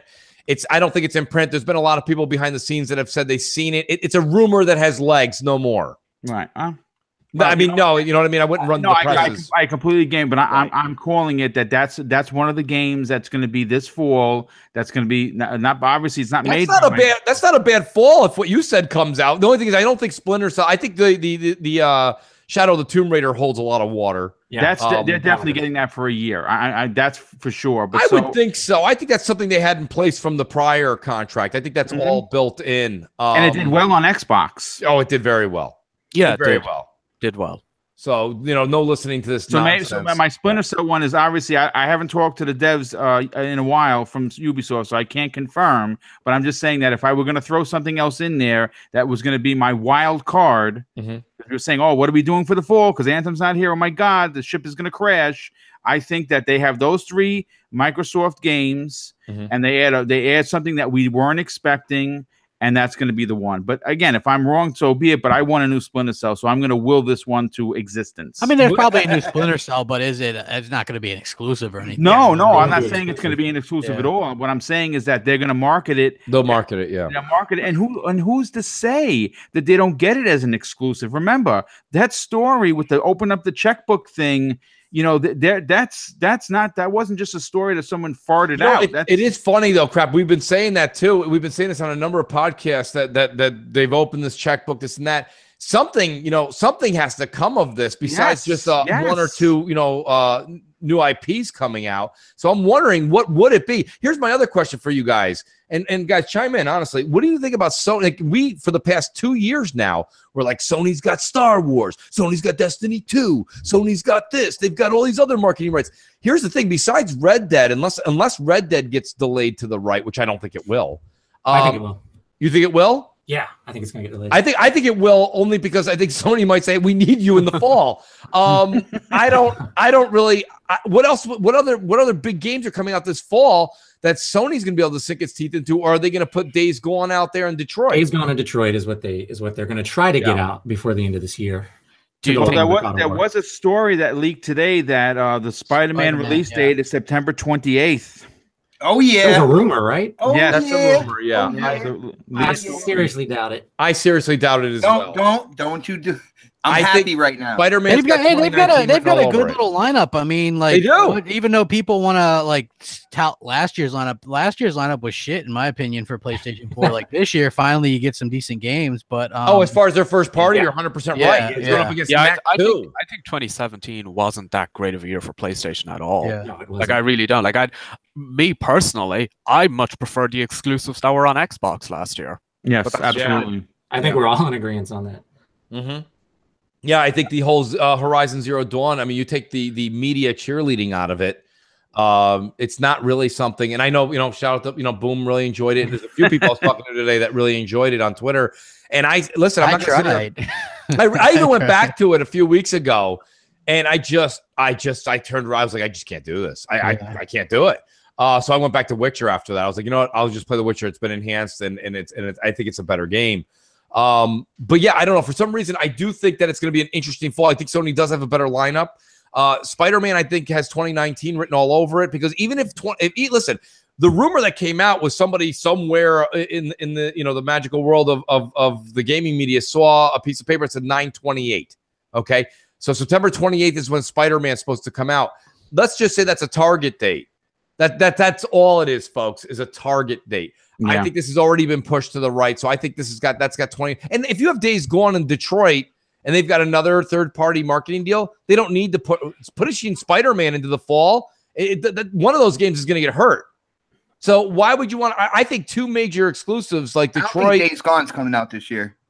I do. We've seen it on stage now for 3 half-hour showings. I saw a behind closed doors demo of Days Gone at E3, and the build they showed, it looked pretty finished to me. Like it looks like it's pretty much good. Hey, they could just be at a time when they're just going to start releasing their shit. I mean, they've been sitting on these games for quite a while now. All of them. If you go to your calendar real quick, September 28th is a Friday, so I don't see it releasing Spider-Man on that date, personally. That's the typical European release date for games. Yeah. From a Europe thing. But I mean, like, even like Sony tends to get like a lot of the games to advertise. I mean, they do got their baseball game is going to come out soon. They're probably advertising or marketing Metal Gear Survive. They just did Monster Hunter was them. Supposedly, I don't know if Kingdom Hearts 3 is coming out, but they'll advertise with that. Supposedly Shenmue 3 is still on track for this year. A lot of people are saying Insomniac's confirmed 2018. I know what you're talking about, but it was a very, very loosey-goosey statement. And then someone here said, didn't they say that Spider-Man is playable, played the full game 3 times? No. And here's the other thing. Didn't they say last year that Spider-Man was also going to... Did they say just 2018 or spring? It's 2018. They never said earlier, whatever. They just said 2018. And Shogun Blade Z, he said Spider-Man will come out. The game is done. All they're doing is polishing it and getting the bugs out. Shogun, do me a favor. DM me the lotto numbers for Friday. I don't think so. And it's not busting your balls. It's the same thing here. I don't think... My thing is this. If they're saying September 28th, okay, I'll roll with that number. But I think that there's still... That number was that was a date that somebody said, hey, I need a date. And that's on paper. That's why it's a rumor. Somebody saw a whiff off the paper. That's fine. But that doesn't build in any delays or issues. Where, boom, what was it you reported? Didn't they have a new game director or a new story? Yes. Yeah, they hired another game director because there was, and that was very late in the development cycle of it. So that makes you wonder, did the story piece together correctly? What? Because you don't do that. You hire a game director when you're making the game, not 3 years after the game is in development. You guys think they'll do a collector's edition for that game? Because I think that would be probably. And if they do, I'll be buying that one. Oh yeah, man! I really think Microsoft gamer on earth. He buys everything. I really think Microsoft dropped the ball by not doing a collector's edition for Sea of Thieves or something. Like holy shit! I gotta give props to Rare, because I actually tweeted at them. If I said, listen, I'm sitting in front of my Xbox and I'm ready to pull the trigger on the digital version, are you going to have a collector's edition? They did write me right back and say, no, we're going to sell merchandise, but the game is just going to be the game. But yes, I agree. I would love to have a pirate chip on my desk. You know, be honest with you. It would have been great. I don't know why and Crap knows I wouldn't use the words anti. I would use more of the words confused on why everyone loves custom consoles. But you know what?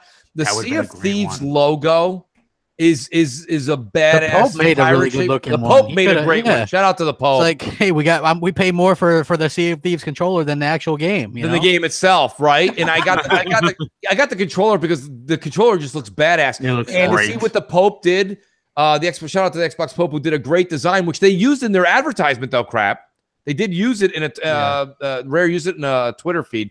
Anyways, long story longer was this would have been it's a missed opportunity not to put that skull and crossbones on the top of dude. Everyone loves a skull and crossbones.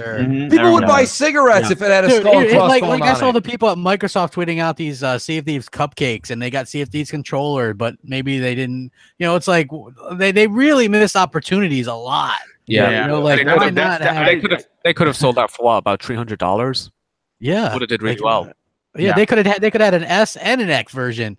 Yeah, and you know what? I probably would have went out and bought one. I'm going to be honest with you. I would have too, man. Like, listen, here's the thing about me, right? I buy the exclusives physically, right? And a lot of times I'll get them digitally too, so I don't got to get my fat ass up to put the disc in. So, that's usually what I'm look. And here's another thing. Like, I get review codes for shit. I don't request them from Xbox games because I buy and support the developers. Right. So I've never requested stuff. Yeah. I've gotten offered sometimes, but for the most part, I don't. No, crap. I'll tell you something. I'm glad you're bringing that up. You actually sparked me to do what I did. Like, me and Crap had this conversation many, many podcasts ago, and he said that very same line where he decides to, invest in and support the first party developers for Microsoft. And that's why I went out and I got that Sea of Thieves controller. Yeah. Because there is no. I'm in the market. I am in the market for a second X because I have a room for that. Yeah. But I'm waiting. I want to either see a killer deal. It doesn't have to be custom console. You guys know my opinion on that. Because wherever I put the damn thing, I'm the only one that's going to know it's there because it goes into an entertainment center. I wish they would have had a custom console. I would have too. I would have too, to be honest with you. Yeah. So I really think that's a missed opportunity on that part. We're running low on time here, but I do want to say PUBG hits 4 million. 4 million, guys. This game is doing the same thing, maybe at a slightly slower rate, but what it did on PC, it is just every month it's growing. So far, is it faster? I hesitated to say that, a month. Yeah, but that's amazing, isn't it? This is something that's becoming a phenomenon. And even though I'm loving the Sea of Thieves beta, I left it to go play PUBG with clowns last night. Great. That was a lot of fun. It was me, Clowns, Assassin, and Zebra Fries. We had a really, really good time. The game is just, and it hasn't even evolved. They're fixing it. The game is head over heels better than it was 40 days ago. And once this thing gets a new map, etc., they throw a different variation of I think they call it zombies on PC. No, it's not what you guys think. It's their rendition of a zombies game, but it makes the game continue to evolve. This is something that's got a lot of legs. Do we think this is something that, are we still all in agreement that this is not going to become a Microsoft exclusive by no means? No, I still think it should, but I don't. They want it. Look, that company doesn't care about the money anymore. They care about getting their game on a cajillion things. That's their game is a service. Right. They're mini Microsoft. They want their game on. If they can run that bitch on a calculator, they would do it. That thing 100% coming to PlayStation. 100%. Hell, I wouldn't even say it wouldn't even come to the Switch. Maybe you're running at 10 frames, but shit, they're gonna get it on everything, man. That thing is everywhere. No, I'm with. And I also I promised Boom. Do you want to talk a little bit about, just tell everybody what's going on with Resident Evil 2? There's a remake that leaked, right? What do we know about it? Okay, what we know so far about it is that the guy that leaked the story, well, the story came from Game Rant, right? And the story that was leaked was posted by a guy named 4chan, and he had some really specific details about what they're doing with it. First and foremost is that they tried a fixed and first-person camera, and they scrapped it because it wasn't working. Right. So what they're going to go with is they're going to go with a Resident Evil 4 over-the-shoulder view of the character. That's one of the big things. Secondly, the RPD, the Raccoon City and the RPD, precinct is going to be vastly different and extremely larger than the original game. So that's also amazing. And in regards to I'm not sure how many times you played it, but there was a zapping system that you could use where you start off at Leon, you switch the disc to Claire, and then you start as Claire, and then you go back to Leon. Where it's not going to have that. Basically, it's going to have where there's going to be a Leon story, there's going to be a Claire story, and they're going to in that story they're going to meet up more times explaining everything so that they didn't have to do the zapping system. Okay.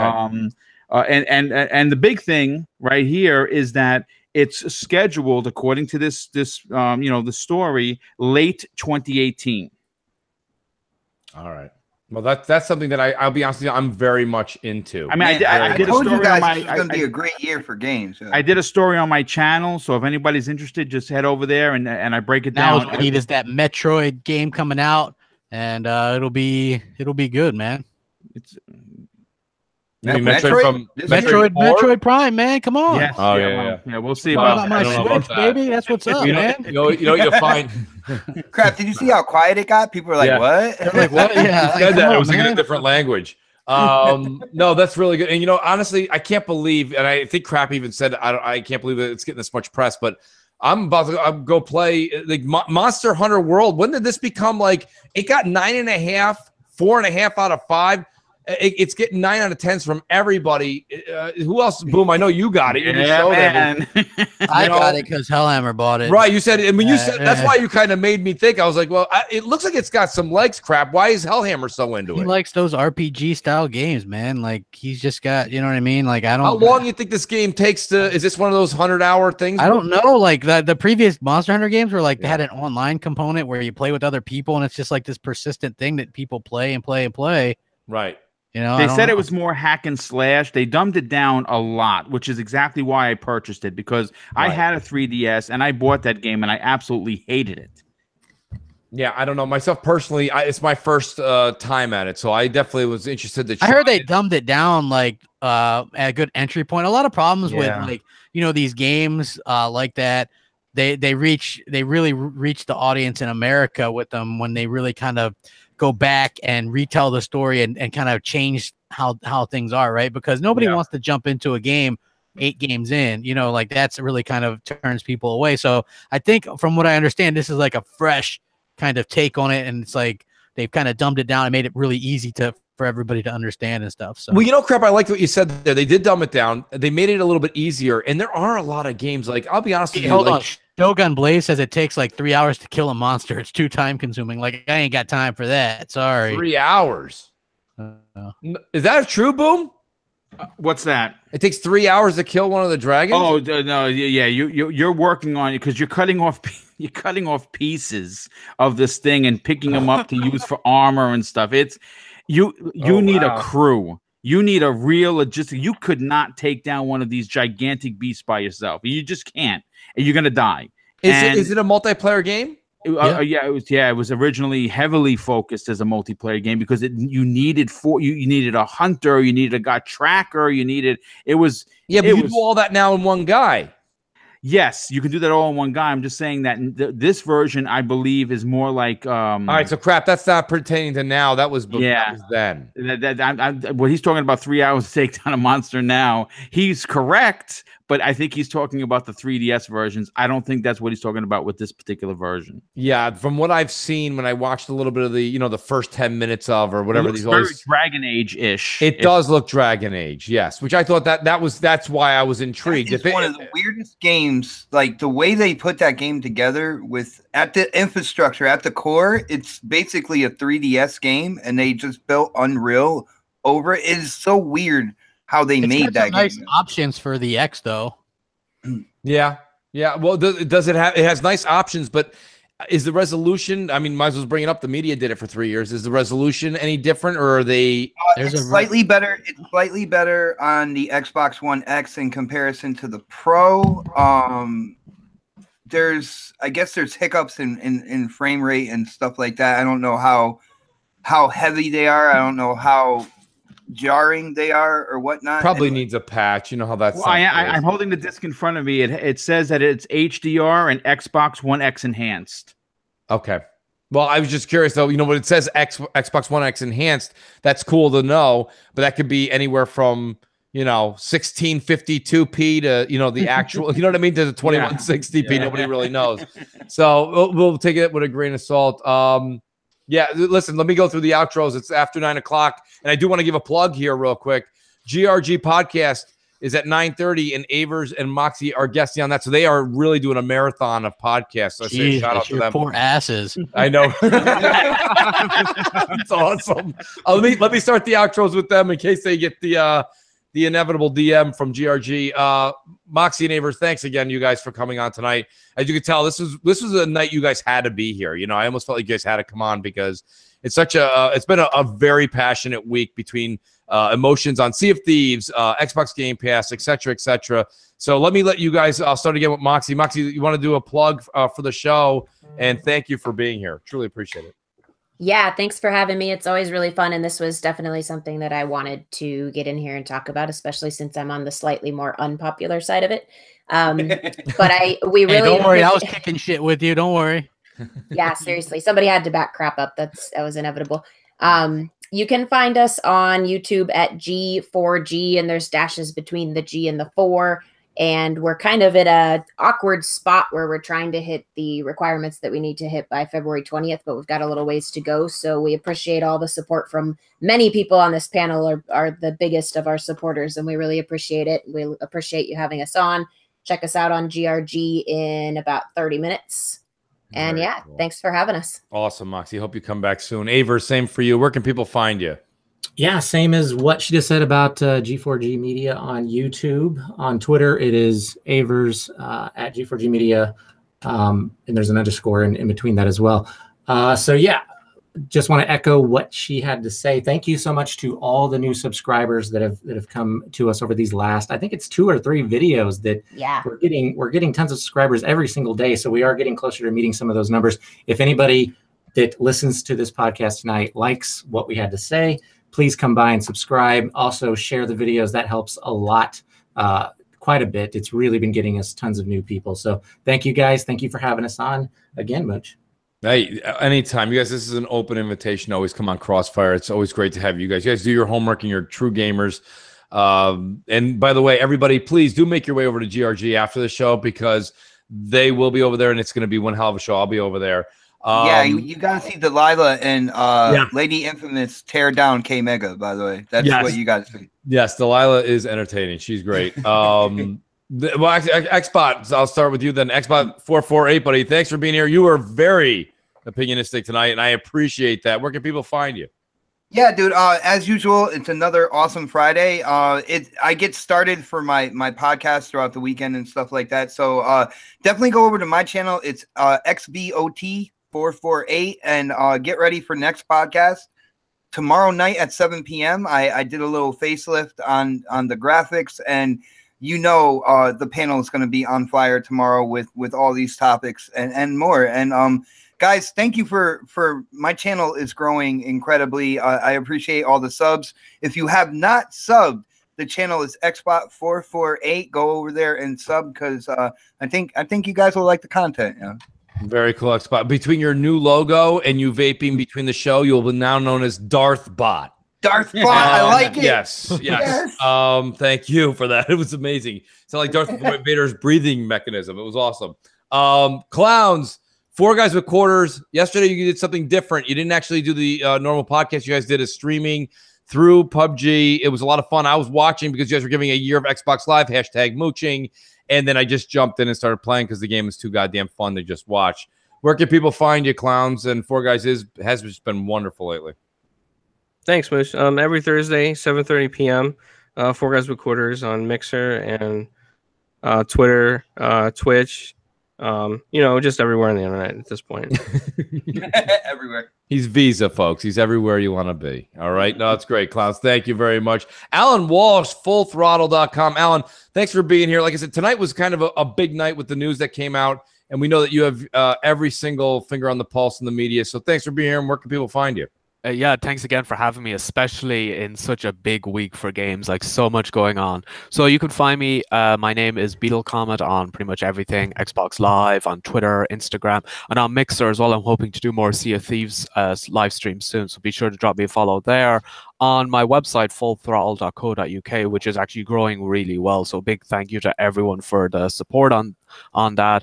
I have a special article on Red Dead Redemption 2 and how it could be a big technical showcase on the latest consoles, especially the Xbox One X. And it also has a little scoop on how Rockstar Games are using photogrammetry to build the open world in Red Dead 2.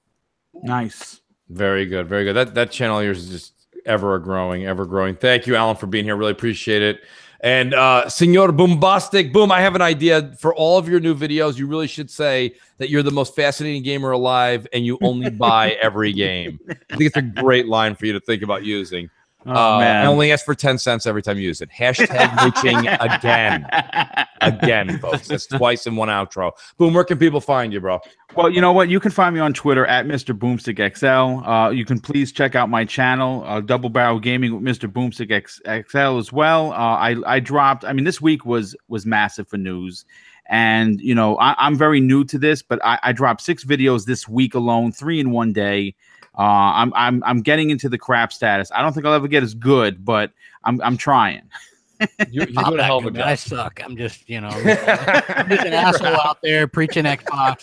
People love me when I'm like Xbox rules, and then I have a different opinion. Fuck you, crap. No, absolutely not. You know what? As a matter of fact, I've got more death threats this week than I have in my entire time on YouTube. No joke. And they're from your friends, crap. Oh man, crap gamer. It just ended all. Do us all a favor. I shit you not. That's a message I got. Oh. Bleach. Let's see some other ones. Watch behind your back, cause I'm gonna get you. Some other ones. It's been an interesting week for sure. It's awesome, crap. Listen, I got news for you. It's nothing you're not new to, guys. I want to remind everybody out there. Crap is a gamer, folks. Okay, through and through. Part of the reason you hear the passion in his voice is because he actually gives a shit. Yep. So you got to respect everyone's opinion. That's the first thing I said when you come on here, especially on CrossFire. Speak your mind. You know what I mean? Whatever you feel. And if it's a discussion, it's a discussion. And I'm very proud of what Crap did tonight. And he definitely made some outstanding points. And there's no way in God's green earth anyone could sit there and tell you he's wrong. Nope. If the future is yet to be known. And he made a point. So with that being said, Crap, where can they find you? And I know me and you got to do some streaming of Sea of Thieves. Yeah, just Crap Gamer reviews. Also, I want to shout out my buddy Grave. He's bugging me to do this. Okay, so on Twitter at @LGraveGamingL, he's doing like a $20 Xbox Live giveaway. He's trying to get some people to sub to his channel. Funny stream because we streamed Sea of Thieves with them. Various stuff. You guys should check it out. Me, Mooch, stream, and it's funny stuff. Mooch wasn't very happy with it, but it was still really funny. I was getting used to Sea of Thieves, so I was getting my sea legs. My apologies. Yes. So go check it out, man. Yeah, he's a small YouTuber. Yes, Xbox Nation will be back Wednesday. So yes, need a break from shit. So yeah. Totally did the same thing. Guys, listen, everybody, thank you so much. Definitely check GRG out. Moxie Avers are on their way over there. We'll do this again next Friday. And MNC Mornings, Sunday, 11 a.m. We'll catch you then. Peace. Later.